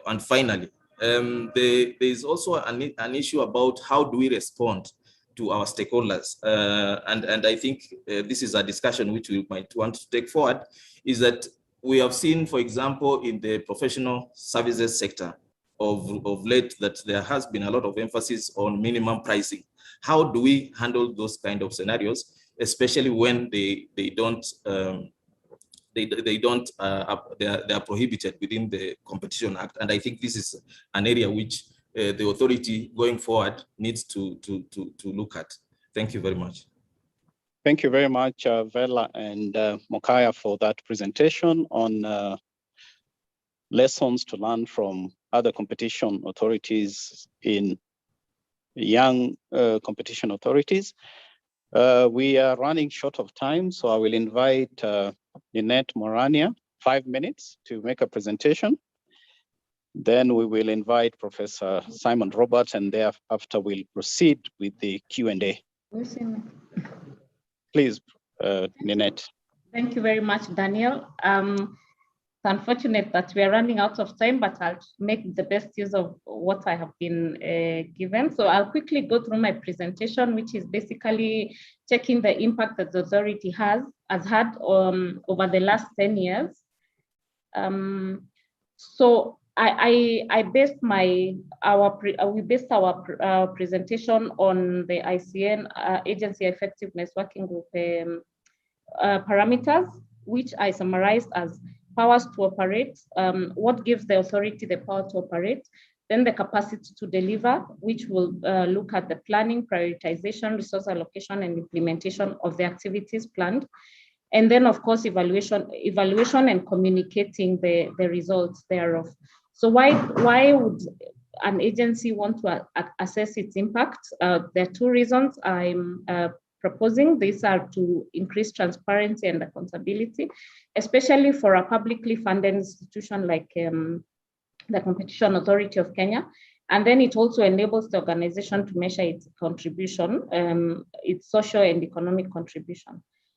So quickly going into the authority to operate, of course, we know that the Competition Act has been enacted and has been amended various times, 3 times in particular, just because of emerging areas that need to be taken care of, but also to make it more clearer to the regulators.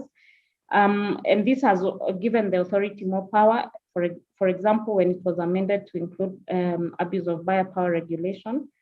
Then moving on to the capacity to deliver here, there are 3 aspects. We have the planning, which includes development of the strategic plan, where you list down what it is that you're planning to do, and then prioritizing.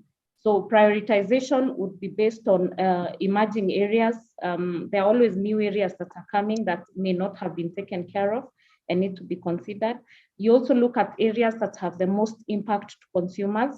You also look at sectors that are prone to anti-competitive concerns. For example, in the recently enacted abuse of buyer power laws, we've realized that insurance and the retail sector are more prone to abuse of buyer power. Then we also, as my colleague Mokaya mentioned, we have to refer to the government priorities to be able to implement our mandates. Moving on, then we have supporting factors. For us to be able to implement these things we have planned for, we have to have resources, both human and financial resources. The DG has elucidated, we have, the authority has numbers in terms of the human resource. There's also, the authority has also been able to train and develop these members of staff to be able to take care of emerging areas. Financial support has also been forthcoming, and therefore these are some of the factors. Then we have, the authority has leveraged on ICT. There's the case management system, there's the e-filing portal where consumers are able to file their complaints, and also businesses are able to notify the authority on mergers. Then we have enforcement tools that have been touched on, so I'll not dwell much on that. We have advocacy tools, which include the memoranda of associations that we have entered into with sector regulators, and also that we are members of the competition forums such as the ICN, the ACF, where we're able to exchange information and learn new things. Quickly going into what has been implemented over the years, we can see the numbers there, and we note that they've been growing over the years. And this, of course, has been supported by these factors here, human resource, ICT, and so forth. And therefore, just quickly looking at a summary of a few of the cases that we've picked, this is just but a very, very short summary. We have, for example, impacted the consumer savings by 4.5 billion by investigating and concluding the cement producers, the cartel in the cement sector. And then with regard to excessive agreements, the mobile agents have now increased from 88,000 in 2013 to 300,000 in 2021 because of the authority's intervention. Similarly, excuse me, in the recently concluded investigation on collusive tendering, there was a settlement fee of 552,000, which was part of a penalty, and also the players there have taken up the competition compliance program. So these are just some of the interventions that have been there. The DG talked about the leasing sector. In the banking sector, the authority was able to intervene, and the interoperability was taken up. I think we may have benefited from that. So having done all that, then how would the authority tell its story? So there's always need to communicate the agency's impact. Communication has to be part of the strategic plan, and it has to be resourced, both in terms of human resource and the financial resource. Number two, we have to identify the appropriate target groups. There are various target groups. There is the consumer, there is the government, the educational institution, there is the media. So each message should be tailored to these target groups. And then communication has to be regular. It doesn't help that you communicate once a year, maybe only in the annual report, to tell of what you've been doing. It needs to be regular so that people have the authority in their mind, so that people know what to do in case they have a complaint. Also, thank you, Lynette. We seem to just have 8 minutes before the hour. We also would like to hear an outsider's view of the operations of the Communications Authority of Kenya. So if you could kindly just end your slide, we will then invite Professor Simon Roberts to give a critique of an outsider's view of the CAK.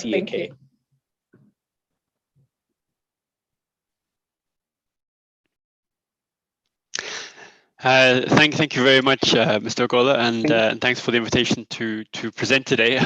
Time is really tight, so which is a pity because I think this is really interesting, really important session. I'm going to get to a few key points because of the time constraints. But I just wanted to highlight that actually when South Africa reached its 10 years, I was actually at the Competition Commission at that point in time. In fact, as was Dr. Thando Vilakazi, amongst others. And when we reached that, we thought we had reached the summit. And then we realized that over this summit, there was another major mountain to climb. And I think so my job is to point a little bit to the road ahead, while at the same time giving huge congratulations to the achievements of the authority.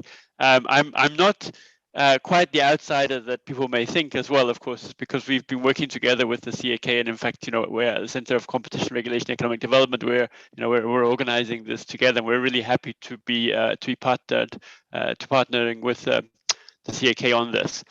I think there's some really big differences, though, that I want to highlight between, for example, the South African experience and the CAK. And I also want to point to some of the things that the rest of the continent, including South Africa, need to learn, I think, from the Kenyan experience. The first thing, though, is that the East African region is pretty much the fastest growing region in the world in the past decade. So you're looking at competition enforcement in the context of dynamism. Now, there's obviously, huge challenges. Inequality, exclusion from the economy, and the need to widen opportunities, and the need to address regional integration agendas. So massive challenges, but it's in that context. And I think it's really important that the competition authority is playing a role supporting that dynamism. And this is what I think has been the case.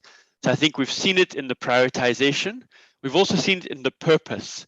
It's a value system which is being espoused about markets, not for their own sake and not getting into ideological arguments, but markets working for people, creating value and empowering market participants to make better choices, but an overriding system of fairness and opportunity, in a sense, an economic constitution. And I really want to echo what Vela has said, which is that countries find their own ways towards this and don't copy others. You only have to look at the differences between Germany and the UK within Europe, or France, for example, South Korea, Japan, all market economies, but all with their own value systems.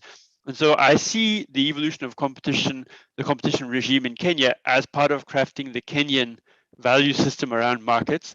And it's a good story. It's a story of dynamism and of opportunity. And I think it's a story that needs to be told much more widely in the world.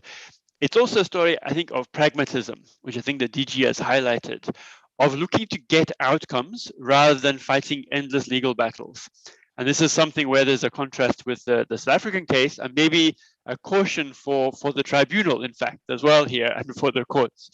Because the legal practitioners and economists like myself love to fight over the minutiae of cases. But once one takes one's eyes a little bit higher from the what's right in front of you, one needs to think about what are the outcomes, what makes the system work better. And I think a self-criticism from the South African side, very much of myself and others in the system, is that perhaps that big picture was not taken into account as much by all of the different decision-making bodies. But this we will wait and see, because the tribunal, I'm sure, has many decisions to come. So I think it's something that will be very interesting to observe. And obviously, there are very important debates and disagreements here, and it's really important to have robust engagement of that. In terms of highlighting and engagement with stakeholders, I think has been already highlighted, and building skills in terms of the YP program. We're seeing Vela here. In fact, I think it speaks for itself. Given the time, I want to just quickly jump to a few areas, I guess, of criticism, in the sense that the glass may be seen as more half empty than half full.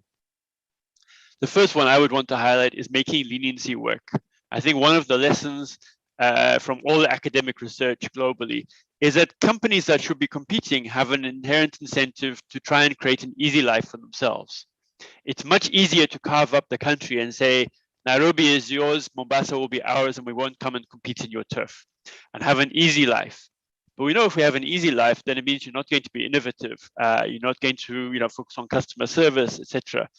So that incentive to have that easy life and to collude is there. So making leniency work which is incentivizing people to essentially break ranks and reveal the cartel conduct, is a really big challenge.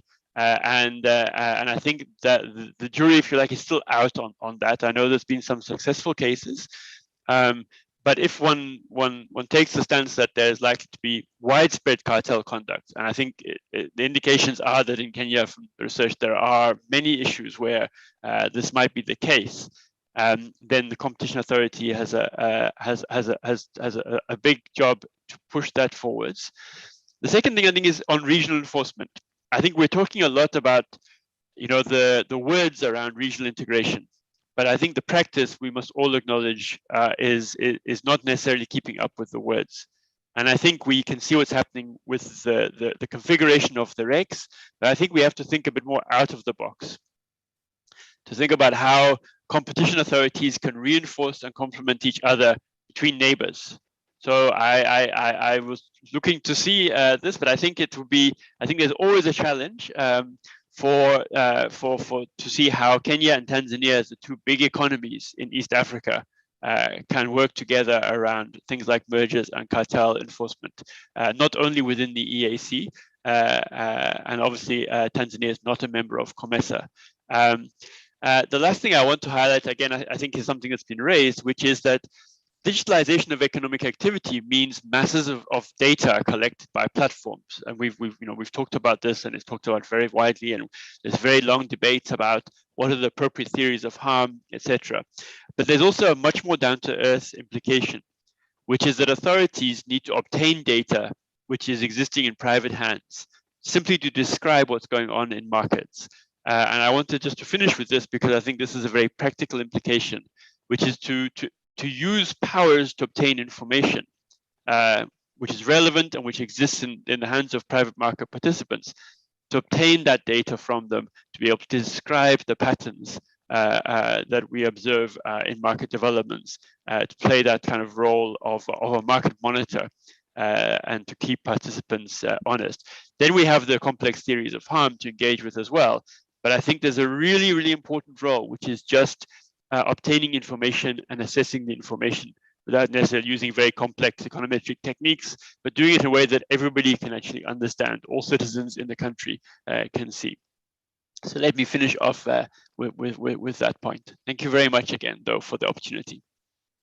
Thank you very much, Professor Simon, for that very informative, analytical view of an outside looking at the authorities' performance in the last decade. As CAK, you have had 10 years, you've just started climbing the mountain, and we're looking forward to more partnerships, engagements with various stakeholders as we go into the next decade.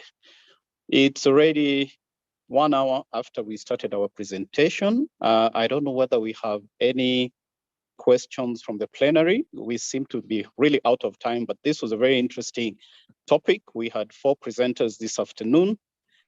And normally with webinar seminars, the time is never enough. So we're trying as much as possible to utilize our time well and also get all participants participate as much as possible.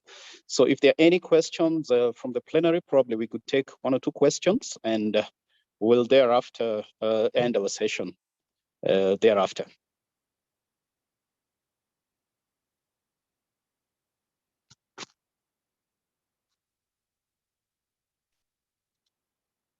Simon, I don't think. Daniel, this Wangombe, I had raised my hand.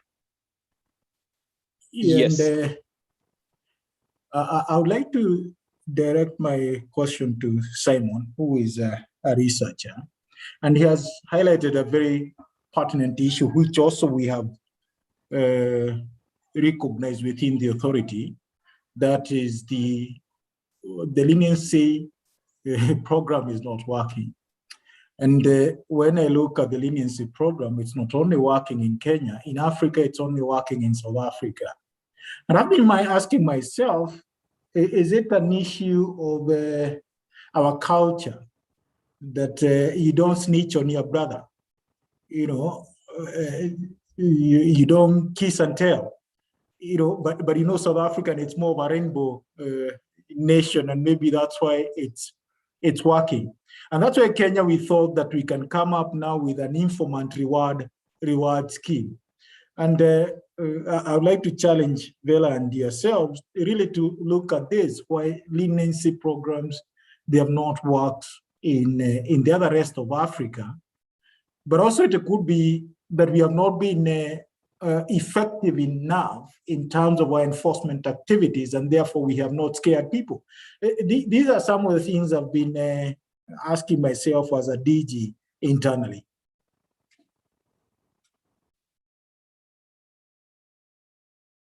Maybe I can go first, and then Vela can come in there. I think this is it's a really one of the most important questions that that needs to be posed. And I think the first thing is that obviously it's hard because leniency is a bit like breaking down a wall. Once you start to hit the wall, it's hard. Once you start to knock some bricks out, then other bricks start to fall, because a firm is not going to apply for leniency and break their relationships, individual and personal relationships with allies, unless they think that the alternative looks worse.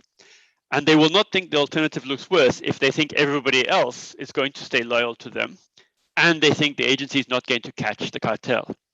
So it's about creating this change in people's heads that says that, first of all, the cartel may be caught anyway. And as the cartel may be caught anyway, others are also going to come forwards. So I think there's a couple of things here. I mean, South Africa, in actual fact, industries were quite highly characterized by the same business groups. So you could identify parts of the economy within the white business community that were more dominated by the Afrikaners, more dominated English. So we have the same issues. In actual fact, there's an anthropology of cartels, I think, which I'm not qualified to talk about, but it's really fascinating when you interview people in the cartels after leniency, and they tell you this is very difficult because my children go to the school of the marketing manager from the other company, etc. This is the world over, right? And therefore they're ostracized from their community. But the first thing is that you have to create that credible threat, and I think that is where it's really about the intelligence gathering that has to happen, and so you can't just wait for things to happen. I'm not saying that the CAK is waiting at all in any sense whatsoever.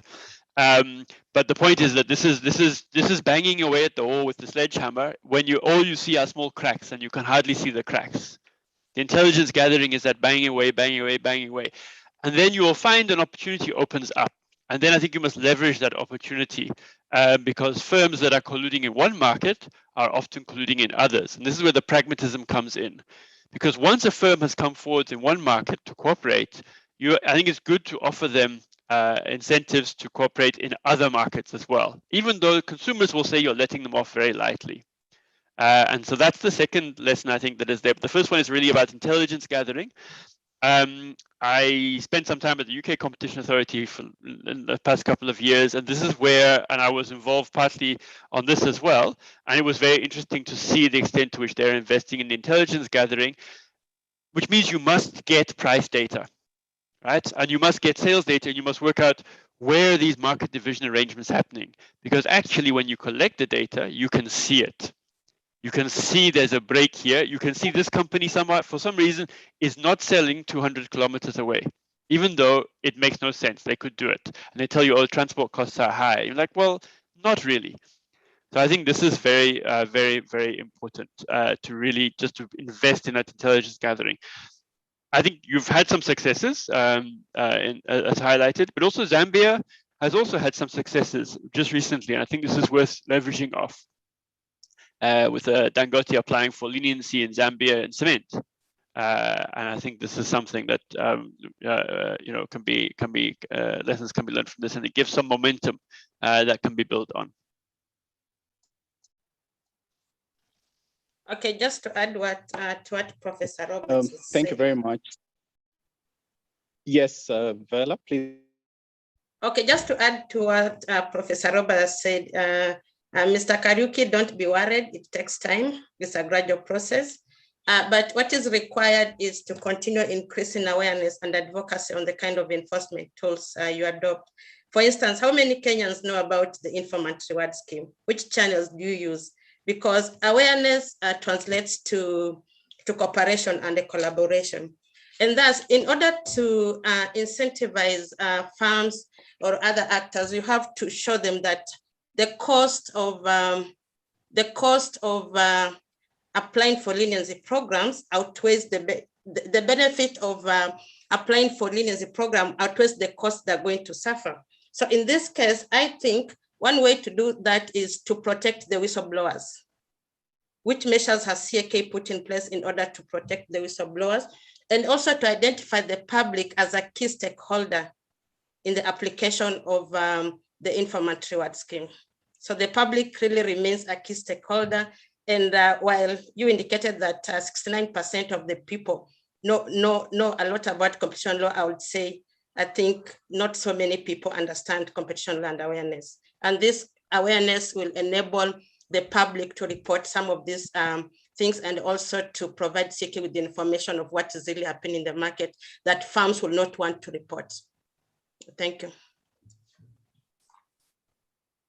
Thank you, Bella. We are 10 minutes past the hour. We would like just to finalize our presentation this afternoon by reminding all the participants to kindly fill the evaluation form so that our hosts can get feedback on how best to serve us in future. We have learned very valuable lessons in this presentation. We can still, even if there was not enough time for all the questions to be answered, you can share the questions with the participants on email or social media. You'll definitely get answers to the questions. We wish to thank sincerely the Competition Authority of Kenya for organizing the symposium yesterday and today, as well as the masterclass and other classes last week. 10 years is a good time to celebrate, to look at challenges, successes, and we're very happy to know the Competition Authority of Kenya. To a large extent, the Act, as the DG says, has enabled it to fulfill its mandate. There's need for more cooperation with other young developing markets. As courts and tribunals, Professor Roberts has told us, we need to work towards making the markets meet what's best for the markets. And as a competition tribunal of Kenya, we try our level best to be very transparent and fair, making businesses have predictability of the outcome of disputes before tribunals, and encourage also alternative dispute resolution mechanisms between the authority and the parties appearing before it. We have also from experiences that the leniency program seems not to be working, and Professor Robert and Bella has given challenges, what needs to be done. And this is a long process. Competition law is a continuous engagement process, and we don't need to lose hope. There's more need for research in emerging areas, and we would encourage all our researchers to continue working with us hand in hand. I wish to thank the Competition Regulation Economic Development Center for their participation, and all the presenters from South Africa, from Kenya, and other parts of the world for their time. It was very good having these sessions, and we look forward to more sessions from other jurisdictions. With those few remarks, we are 12 minutes past the hour. I wish to invite Thando to make closing remarks, and thank you very much for listening to me.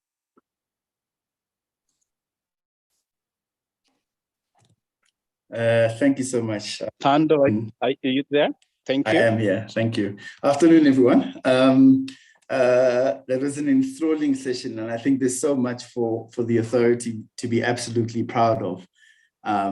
We, as a center at least, spend a lot of time tracking the activities of authorities, the interventions, the big guidelines, the big policy changes that take place as part of our research. And it's always a joy to see the incredible strides that the CAK has made over the years. And I think in a very short space of time. And so kudos to you, DG, kudos to your team, and long may it continue. We, as a center at least, are always a resource in terms of supporting public institutions. That's the role that we see ourselves as playing, and in particular supporting competition agencies throughout the region. I think this ASA platform, and in combination this year with your annual symposium, is precisely in line with that. It's to bring together people from across the region. And I think we've got, even just in the courses, upwards of 12 countries represented in terms of participants to come and learn and share from the best, but also to learn and share with each other as well. And so we thank our participants, both in the symposium, but also in the courses. DJ, you'll be proud to know that I think in terms of registered participants for the courses in total, we went well over 160, right? And this is quite incredible. So even as we say digital markets and digital technology is potentially a problem, I'll tell you what, it does wonders for the ASA platform. It does wonders for the symposium, which has also got the highest numbers certainly that we've seen, because we've been able to reach people across the continent. In order to do that, I want to thank the CAK team, and I'll come back to that shortly, but also to recognize the 4 sponsors that was a novel intervention for the first time this year, where we'd ask companies to come on board to help us reach out to authorities that perhaps do not have significant budgets or are relatively new in the community to attend the training and actually benefit from the knowledge sharing. And this is to recognize the BRG Group, Campus Lexicon, Genesis Analytics, and Bowman's as partners this year. Lastly, then, just to thank the internal cred as well as CAK teams. Nanette is captain on the CAK side. DG, you can be very proud of the work that your team has done to pull this together in the background. It's been absolutely excellent, at least from the organizing side. Thank you to my team. Thank you, all of you. We look forward to seeing you at an ASA next year. What I will say that we're missing this year, unfortunately, is that usually at the end of ASA, the last night is a huge party with everyone getting together at a wonderful lake somewhere and really exchanging other types of experiences that have nothing to do with competition. We miss out on that next year, but hopefully by this time next year, we'll be able to do it together somewhere in Africa. And we look forward to seeing you all there. Thank you. Thank you. Thank you. Thank you very much. And lastly, of course, to remind everyone, and just to remind everyone to please fill in the evaluation form. It's very important for trying to improve this program over time. Much appreciated. Thank you. Thank you, Thando. Nina, I would like to hand over back to you now to officially close this session. Thank you, Daniel. I think Thando has closed it. So we want to thank everybody for participation. And thank you very much for moderating this session. Thank you. And see you next year. See you next year. Indeed. Goodbye, everyone. Keep well. Bye. Thank you. Bye-bye. Bye, everyone. Thank you. Bye-bye, everybody.